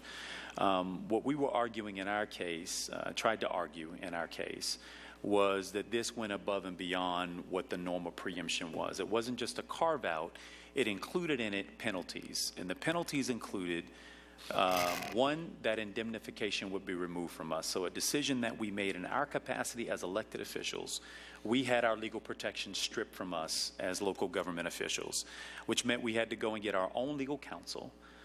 We were subject to a fine of up to $5,000 by the legislature. We were responsible for reimbursing the attorney's fees of the opposing party up to $100,000. And we could be removed from office at the discretion of the governor. That is preemption law as it relates to gun regulation in the state of Florida. The commission at that time decided, in spite of those threats, that we were not going to remove from our ordinances the gun regulations, which at the time in our city simply said you can't shoot guns in city parks. We didn't create that law. It pre-existed us. And so we just had to deal with it. The reason why we didn't end up having to pay the attorney's fees of the opposing parties because they didn't win. We beat them at the district court. We also beat them at the appellate court. We should also mention the judges who sat at the appellate level were all Rick Scott appointees. And even in that case, they held that we were not responsible under state preemption. What I was hoping we would get out of that lawsuit was a decision that the state legislature went too far in its super preemption efforts. In the aftermath of what we encountered at Parkland, you now have local governments around the state. Last night, it was Coral Gables. The city of Weston has now taken a direct affront to the state preemption statute, asking their city attorney to look into bringing legal action against the state for this super preemption law. It is my firm belief, and it was the belief of our attorneys, that the preemption is illegal, that being able to personally take on an elected official for a vote that they take in their capacity as an elected official is protected as an extension of our speech and otherwise. And to be personally sued and to have indemnification removed from us and to face those kinds of fines has one effect, and it's a chilling effect. Its intention is to keep local governments from regulating. And this is the only place in Florida law where those kinds of super preemption tactics exist, and that is around guns. Some of us have all spoken out. I know it's a major priority of the League of Cities, different ones of us. Commissioner Richardson, you've been particularly articulate on this issue of the threat of preemption to the local governments. Now you have cities that are crying out saying there are things we'd like to do to try to keep our communities protected, and we're not able to do that. And so what I'm interested in is, one, I would love if this commission will consider what it means to join the city of Weston in its suit as an amicus party. By the way, we had cities all across the state that joined us in our suit as amicus parties, saying that this law should be challenged and overturned. So that would be request one. Two, the request would be is that there are narrow strands of legal argument that there is growing consensus that people believe exists for local governments to be able to take up gun regulations. We're not all the way clear what the breadth of that is, but I think there is a strand there, and there are some local communities that are trying to weave that strand. And so I think we ought to be particularly astute on what that is. And what I would be interested in is asking the city attorney to find out, based off of consort with other attorneys from other cities and counties around the state who are looking similarly at this challenge, at what our possibilities would be. And I'll be disclosing fully in my bias, which is I don't believe we ought to be able to allow for assault rifles to be sold in the city limits of the city of Tallahassee. I do not believe that in the city limits of the city of Tallahassee we should be able to sell bump stocks. And I do not believe in the city of Tallahassee we should be able to sell high-capacity magazines. Just today I was reading what the action was that was taken by Dick's Sporting Goods, which is one of our businesses in our own community. And their positions that they've taken in their stores at what I would consider probably great financial risk, a pretty courageous action, which basically said we will no longer sell assault-style rifles or referred to as modern sporting rifles. We have already removed them from Dick's Sporting Goods following the Sandy Hook massacre, but we will now remove them from sale at all 35 Field and Stream stores. Secondly, they said we will no longer sell firearms to anyone under the age of 21. Thirdly, they say we will no longer sell high-capacity magazines. And fourth, and finally, they say we have never, and we will never sell bump stocks that allow semi-automatic rifles to be fired more rapidly. We know that the weapon of choice of these last several massacres, public shootings, has been the AR-15. We know in the case of Las Vegas, with the addition of bump stocks, it allowed for that weapon to be turned even more deadly. Obviously, we as a community deal with what gun violence looks like in all of its forms, and I think we've got to obviously be astute to what that means. But I don't know, you got in this case a corporate entity willing to stand up and say, look, these are our values, and over corporate profits, we're going to stand up. You now have cities that, even though we were at the vanguard of this fight against preemption in the state, the only city that has successfully taken on this lobby, and they have won in this case, didn't get the ultimate victory. And I think the ultimate victory is a constitutional decision on whether or not the Florida legislature has overstepped its bounds in this space. We don't know what's going to happen this legislative session. I get that there are a lot of proposals out there. God knows where any of this lands. But it is my hope that we won't shrink from what this challenge is. We were at the vanguard of it from the very beginning. And now you've got other cities that are finally coming around to standing up and saying, preemption is what it is. Super preemption that penalizes elected officials for exercising our constitutional right to vote is something wholly and completely different. Whether we disagree on the issue, we can disagree on that. But the constitutionality of penalizing us in our individual capacities, I think, is a wholly different question. And so to restate, one, I would love, and again, we don't necessarily have to take votes on all of these tonight or any of them, but my request would be that we consider what legal action we can take in joining the other cities in an amicus position. as they challenge the constitutionality of this preemption law.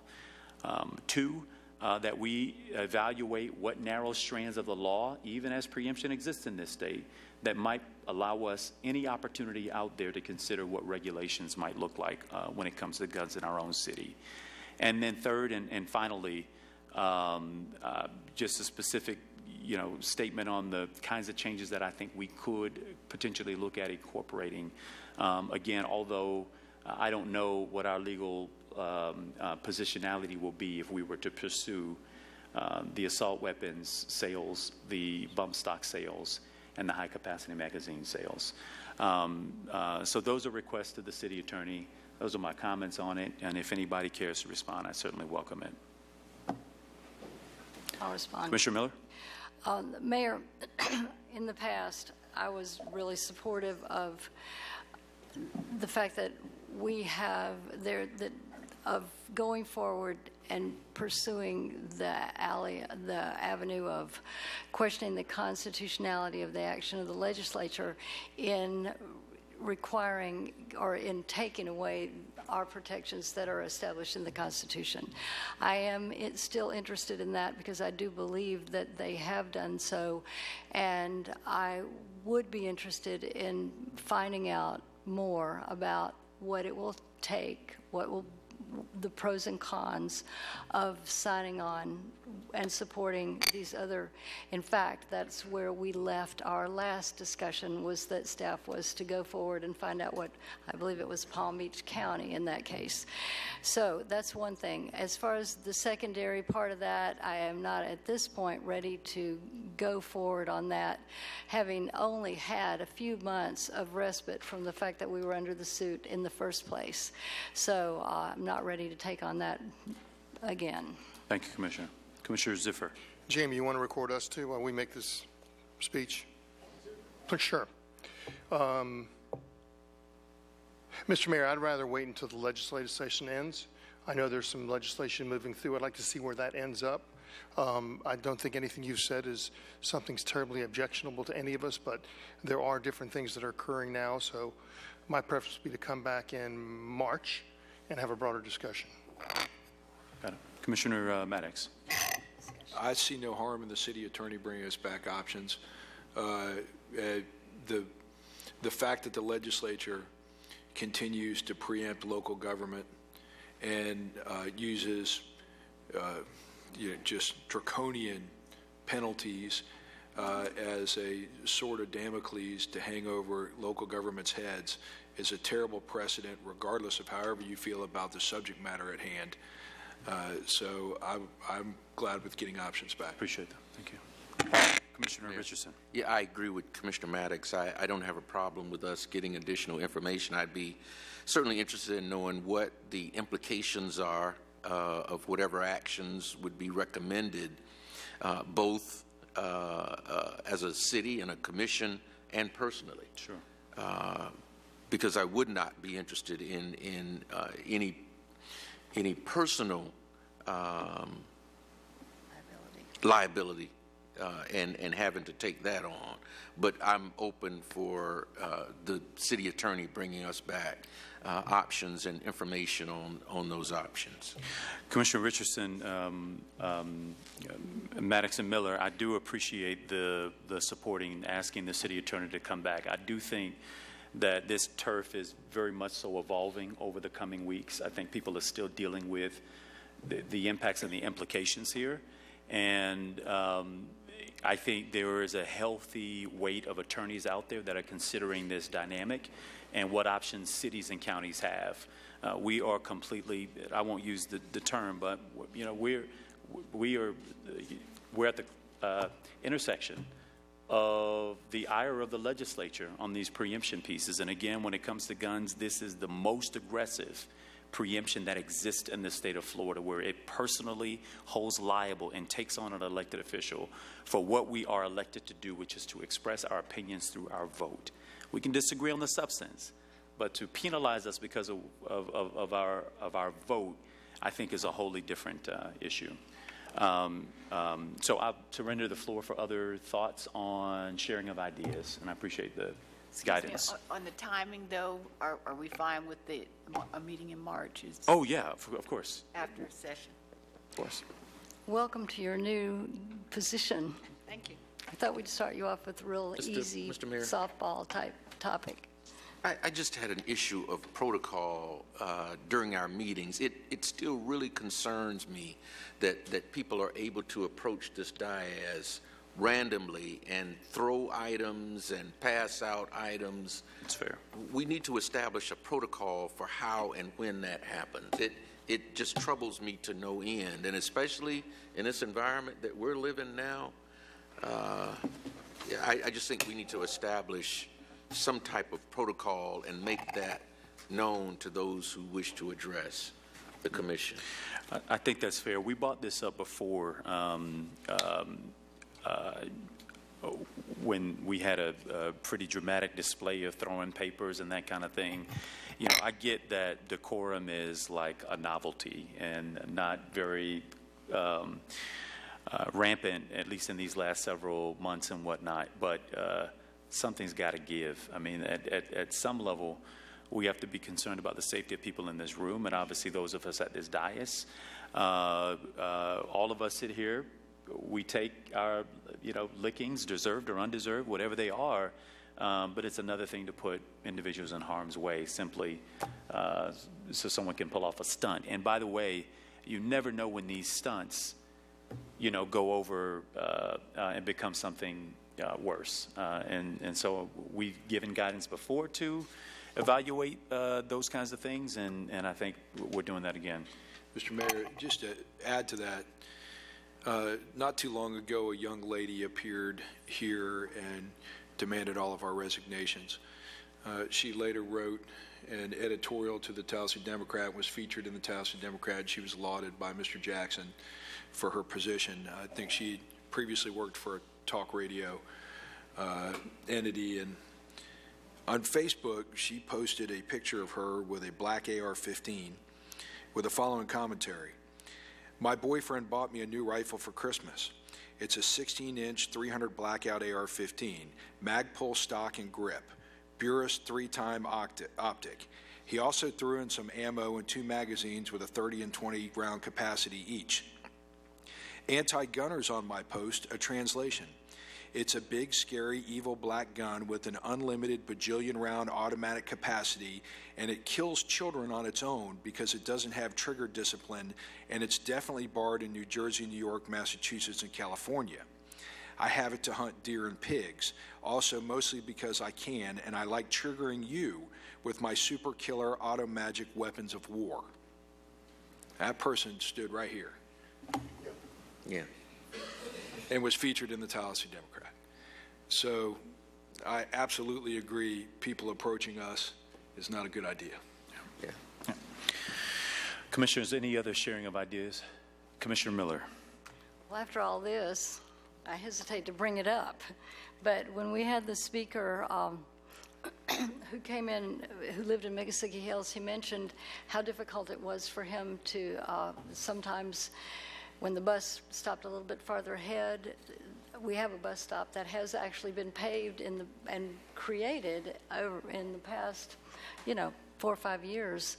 But I was wondering if we could extend that a little longer, given the clientele that's in Miccosukee Hills, and also how narrow the road is and how close. There literally is there's no safety zone, and other than now the pad. So if it's at all possible, I'd like to see that we enlarge that so that it will be easier for them to get on and off the bus. It'll be a safer environment. And finally, I want to thank Commissioner Maddox. I don't know if people are aware, but when he came back on the commission, he took it upon himself to go on a tear around town, taking pictures of people at bus stops, and he really pushed us to fund those seats that were referenced, and also a lot of the bus shelters that Commissioner Richardson referenced. So thank you very much. We'll try to, continue the fight, because those seats, I see them in use all the time. They're so clever. I mean, they just sit there right on the pole, and I hope we're making good progress trying to get those everywhere. Thank you. Commissioner Ziffer. So just a quick comment regarding some things moving through the legislature that would directly impact cities across the state, specifically us, in some ways. And that has to do with, one is House Bill 971. This is a real interesting bill. It has to do with garbage, trash pickup. And that is if someone's trash was not picked up and it wasn't picked up in 4 days, then there would be a fine associated with it to the municipality or the hauler. And then after another certain period of time, there's a 10 times the fine penalty. The problem is that the person whose garbage was not picked up doesn't have to notify us that it wasn't picked up. After the 4 days, they can just say, hey, my garbage wasn't picked up, and the hauler's fined. I think that's fascinating. That's one thing. That's House Bill 971. There's another one, which is HB 7087, which is a tax bill. It's a tax bill that's hiding preemptions, and it basically says that local municipality cannot in any way outlaw, or I should say prevent, something being sold that is taxable. In some cities, there are folks that are concerned about puppy mills and things like that, and so they have passed ordinances to prevent people from selling dogs that come from puppy mills. You wouldn't be able to do that if this bill passes. There are all sorts of other preemptions that could follow into that. So I'm asking you, commissioners, if you're getting the legislative alerts from the league, tomorrow is the time to make your calls. On a very thankful note, the mayor mentioned a candlelight vigil that was held last evening on Waller Park. And it was about 75 to 100 family members from Parkland that came up to meet with the legislature, but also the organizers put together a candlelight vigil that was not designed for political purposes. It was not designed for messaging. It was designed for people to come together and say the names of those individuals that lost their lives. This city, in a 24-hour period, was able to provide Clayman Plaza for them to have dinner, in addition to putting together the sound system so that they could have an appropriate sound system at Waller Park, provide them with police protection just in case. In other words, people around, certainly in this state and around the country, while they may have unfortunately read certain things about us, they're seeing that we're a fabulous city and we do really good things and we come together. In fact, our best moments are moments like this. So I want to thank our staff. You know who you are. Ashley, Reese, Cynthia, and everybody associated with what came together. Ron, thank you very much. It was a great experience to be part of, but more than anything, I was so proud that we were able to come together and help those folks when they really needed it. Thank you. Great, thank you. Any other sharing of ideas, commissioners? All right, seeing none, we stand in adjournment. Thank you.